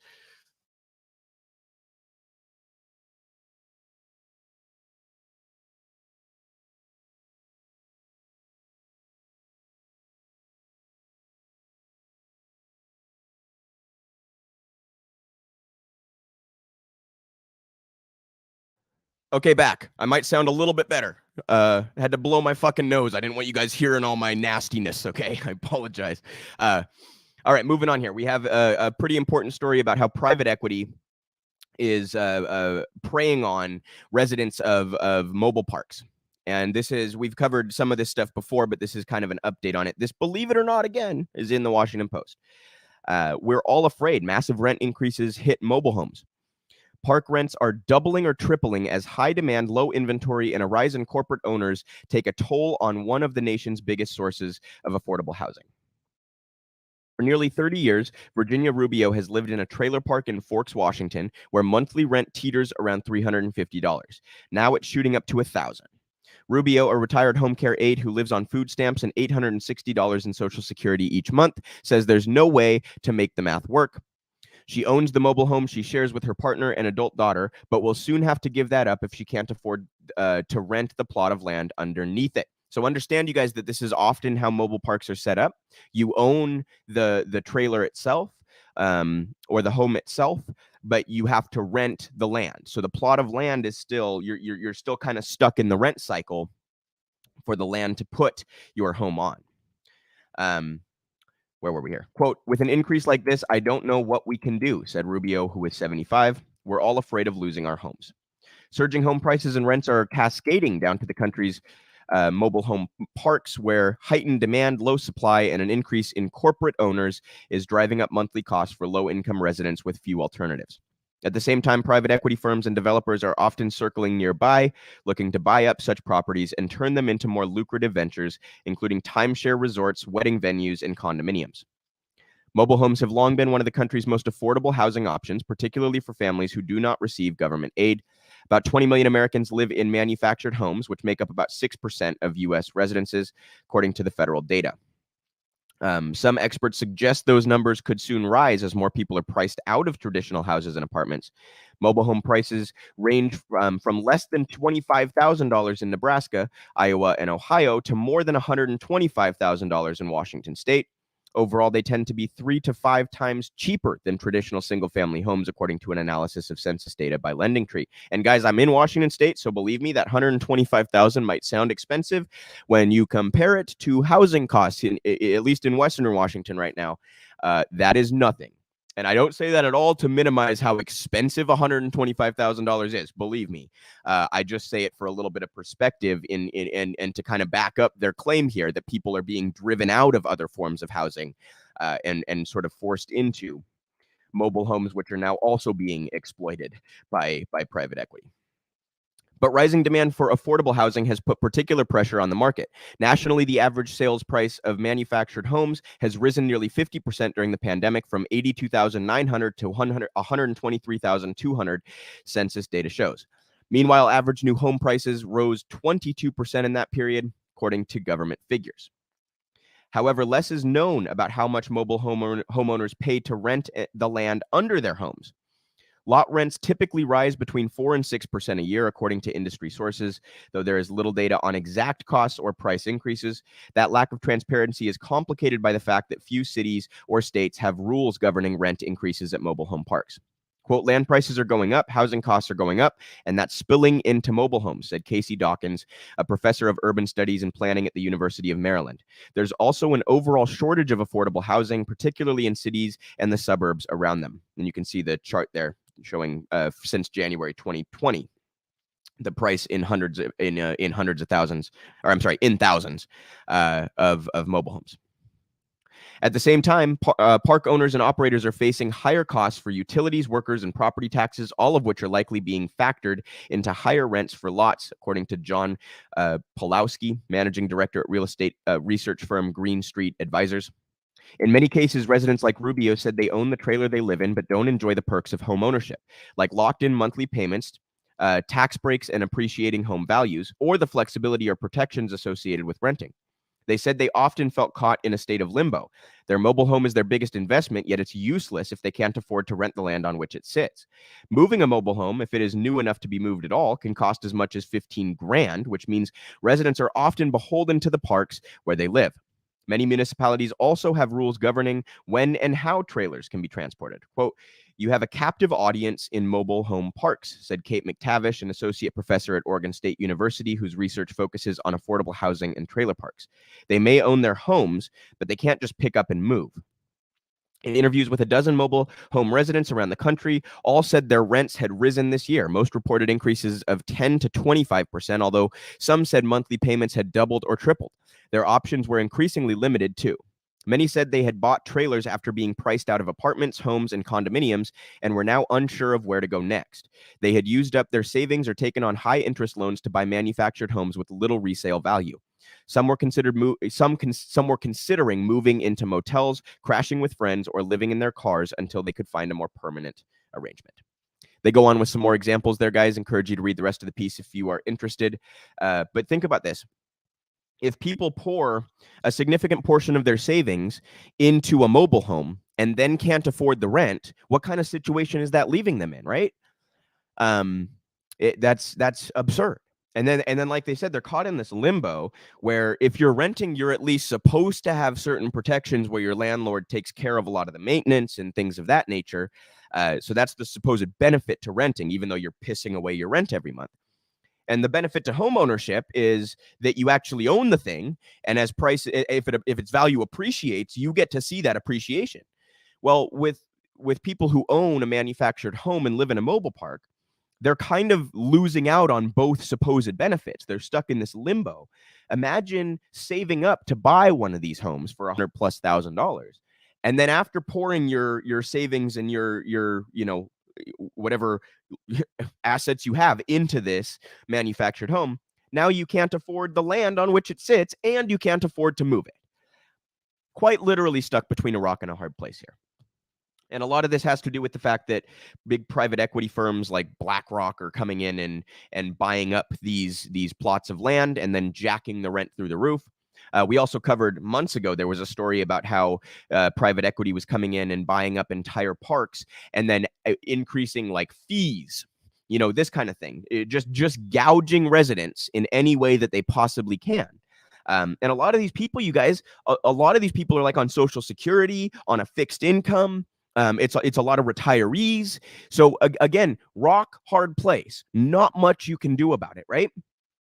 For that group of people, I don't think there's anyone in the country that's arguing that people should have to continue working themselves to death into their twilight years, right? So they should be able to survive on their fixed income. They should receive enough on Social Security to live. But the combination of not receiving nearly enough and then being gouged in this manner by private equity is wreaking havoc on people's ability to live any sort of reasonable, let alone enjoyable lifestyle in their retirement. So there's the American dream for you, right? The American dream is essentially being exploited by BlackRock. Congratulations, right? Anyhow, important stuff to understand how these private equity giants impact the various industries and markets, and it's always in a negative way. Surprise, surprise, right? Surprise, surprise. Alrighty, we have one more thread here from So sorry, you guys. I feel like shit, and I can't even talk because I'm so stuffed up. I'm so sorry if I sound gross. So this is about Kenneth Mejia. I'm sure a number of you kind of followed that election in Los Angeles. This is one of we covered the Alec thread at the start of the show. He was talking about how some elections are conveniently left out of narratives by papers and outlets like the New York Times. Mejia is one of those elections that is conveniently omitted. But we'll start the thread here. Once again, you guys, add a quality Alec, go give him a follow. He's fantastic. You wouldn't know it from the media narrative, but in Los Angeles, there was a candidate for city controller who had billboards across the city about the outrageous, wasteful police budget and huge mobilization among young people. He trounced the pro-police opponent. Across the United States, politicians like Kenneth Mejia, who run clear, and by the way, go follow him at Kenneth Mejia LA, who run clear, transparent campaigns about addressing the root causes of violence by providing housing, care, teachers, after-school programs, parks, wage theft enforcement, and environmental sustainability, etc., are winning. The tough-on-crime politicians pushing Democrats toward electoral failure aren't even tough on crime, at least if one follows scientific evidence. Their policies lead to more crime, exactly because they don't address root causes. I wrote about this in my book, Usual Cruelty, and I'll read this quote he highlights. They do not want to solve the crime problem if that means a society that looks much different, say, more equal and with less private profit. Hence, they both construct and respond to crime with strategies that increase inequality and control, but do little to stop the same problems they purport to care about, and that often makes these problems worse, thereby justifying a circular call for more selective punishment. Absolutely spot on there. I wrote about the disgraceful media coverage of the elections here. An entire industry exists to promote the idea that Democrats shouldn't address inequality and should instead interpret every event as calling for more state repression. There is a one-eyed cat friend, and here's the close of his thread, who was particularly important in educating me about how wealthy interests distract us from what matters and make us less safe and less happy. That is a very cute cat. All right, guys. So Alec, again, with some great work there. The Mejia one is obviously intentionally omitted by the New York Times and similar publications because it would sort of discredit their narrative that Democrats need to be tough on crime and be more pro-police and all this kind of utter and complete nonsense. Kenneth Mejia, if you guys didn't see the billboards, he would actually put up graphs showing the police budget next to the housing budget and the healthcare budget and whatever else. And it would ask a question like, you know, is this budget benefiting you? Is the mayor's budget benefiting you?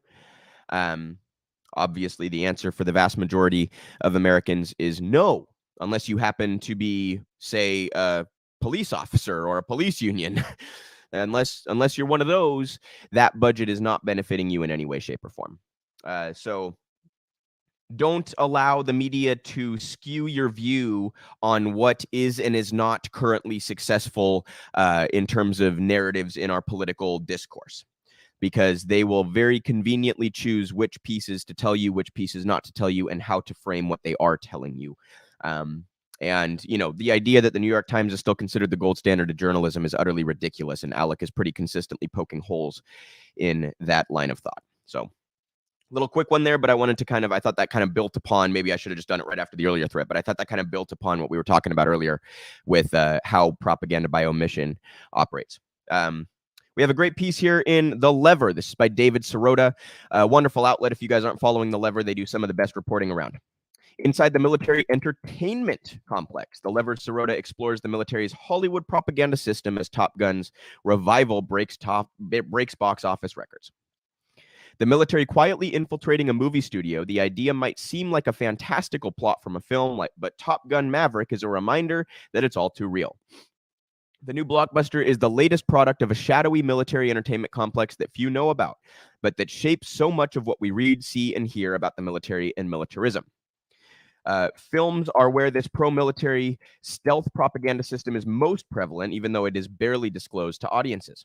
For example, to help filmmakers pull off the Top Gun sequel, the Navy delivered up pilots, fighter jets, and aircraft carriers, and even broke its own flight training rules to make Tom Cruise look as cool as possible. In exchange, the movie's production team didn't just pay $11,000 an hour in plane rental fees, they let the Pentagon help shape the film. As noted in our most recent Lever Time podcast by University of Georgia professor Roger Stahl, director of the documentary film Theaters of War, How the Pentagon and CIA Took Hollywood, open record requests revealed that military officials were allowed to make changes to Top Gun Maverick, including ensuring that key talking points on topics like recruitment and foreign policy were inserted into the film. Now, to capitalize on the film's success, the Air Force is running recruitment ads before screening. As a top military recruiter told Fox News, quote, "We want to take advantage of the opportunity to connect not just the movie and the idea of a military service, but the fact that we've got jobs and we've got recruiters waiting for them. This sort of quid pro quo is nothing new. For decades, the military has been working hand in hand with Hollywood to help make promotional films and television shows and deter the making of movies that question the military and militarism as an ideology. The way it all works is pretty simple. The military's film offices offer movie studios free or cut rate access to bases, aircraft carriers, planes, and all sorts of other hardware. But there's a catch. In exchange for that access, studios have to submit scripts to be line edited. You guys, line edited, so that films are pro-military. This demand has created a powerful dynamic in Hollywood. Getting access to military hardware at free or reduced rate prices is effectively a huge government subsidy to studios that agree to the military's propaganda demands. And in some cases, the military has used that power to press filmmakers to distort American history. On the flip side, being denied access means movies often don't get made because studios know they would be more expensive to make. Military leaders have long understood the power of influencing cultural products and doing so without disclosure. Quote, the hand of government must be carefully concealed and in some cases, I should say, wholly eliminated, wrote President Dwight Eisenhower in a 1953 letter outlining his vision of influencing foreign views of the United States during the Cold War. Quote, a great deal of this particular type of thing would be done through arrangements with all sorts of privately operated enterprises in the field of entertainment, dramatics, music, and so on and so on. Another part of it would be done through clandestine arrangements with magazines, newspapers, and other periodicals and book publishers. Eisenhower, a former general, was referring to government efforts to influence foreign views of the United States, but his vision also drives the military entertainment complex that imperceptibly sways Americans' views of everything from military invasions to Pentagon budgets. Rest of the piece is also fantastic, but if you guys weren't aware of those details, it's really remarkable. There are lists out there of movies that have collaborated with the Pentagon, and you would be maybe stunned to see the extent to which this is a real problem. Quick plug too. About a year ago, I interviewed Irami Frimpong, who's also known as the Funky Academic. This was the topic of that interview. I would encourage you all to go find that because Irami broke some of it down in great detail. It's a really remarkable part of the military industrial complex. I like the term military entertainment complex because it's kind of a wing of what the Department of Defense wants to accomplish. Which is obviously to propagandize the masses in favor of militarism and in favor of further intervention at the behest of not just their careers, right? They're justifying their own existence, but also to increase the profits of Raytheon shareholders and Lockheed shareholders and General Dynamics and Boeing and Northrop Grumman, etc. Okay.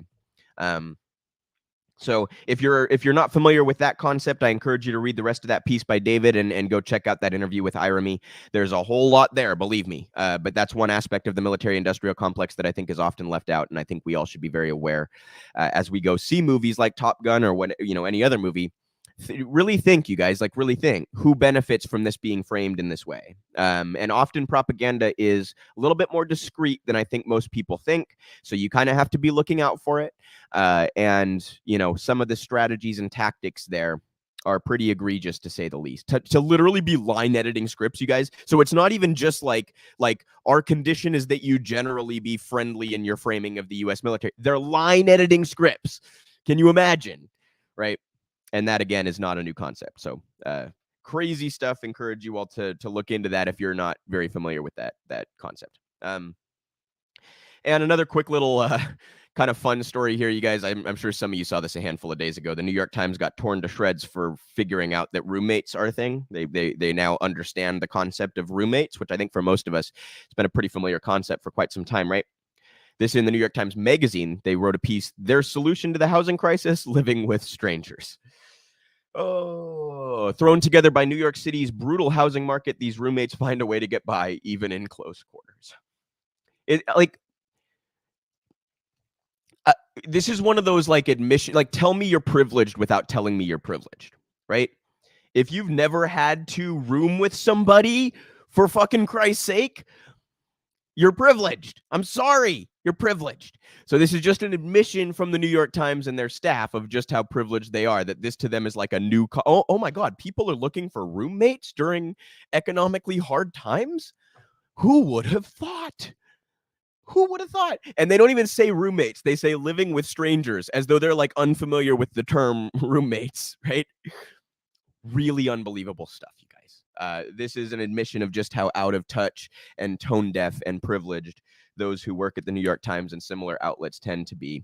And again, this is another reason why you probably shouldn't take them all too seriously in most of their reporting and how they frame very important issues. So that is all I have for you all today. I know it was a little bit of a short show again, you guys. I have just been incredibly busy lately. I've had a whole lot going on. Gonna really try to get back to doing an interview or two per show starting next week and getting you guys a little bit, I really like to do 3 or 4 hours every Sunday. And we've been a little bit short of that these last couple of weeks. So I really appreciate all your support. It means the world to me that you all tune in and care what this dumb shit has to say about anything. I very much appreciate it. We appreciate any support that you can provide the organization. We are, as I said earlier, a nonprofit. We're a 501c3 and 501c4, realprogressives.org/donate if you would like to become a monthly member or give us a one-time donation. realprogressives.org for MMT educational material and other fantastic content. Don't miss our podcasts like Macro and Cheese, The Up and Up, and The Rogue Scholar. Don't miss all of the fantastic articles that we have. Please go read that paper that we republished by Pavlina Chernova. And make sure not to miss out on any of our content. If you can, please do hit like and share. You guys leave a comment on this video. It helps us with the algorithms. And use word of mouth. Word of mouth is a very effective way to bring people into a movement. People are more inclined to trust people that they know when it comes to, content recommendations and things of that nature. So please share with your colleagues, your friends, your family. Please share all of our other content as well. That like, that comment, it does a lot to help us out, you guys. Sharing on social media does a lot to help us out. So anything that you can do to help us build and grow, we very much appreciate it. Anything you can do to educate yourself and those around you on MMT, we think is very helpful towards the kinds of progress that I think everybody on the left really wants. So with that, I will call it a show. Thank you so much for your support. I will see you all next week at the usual time, 5 Eastern, 2 Pacific.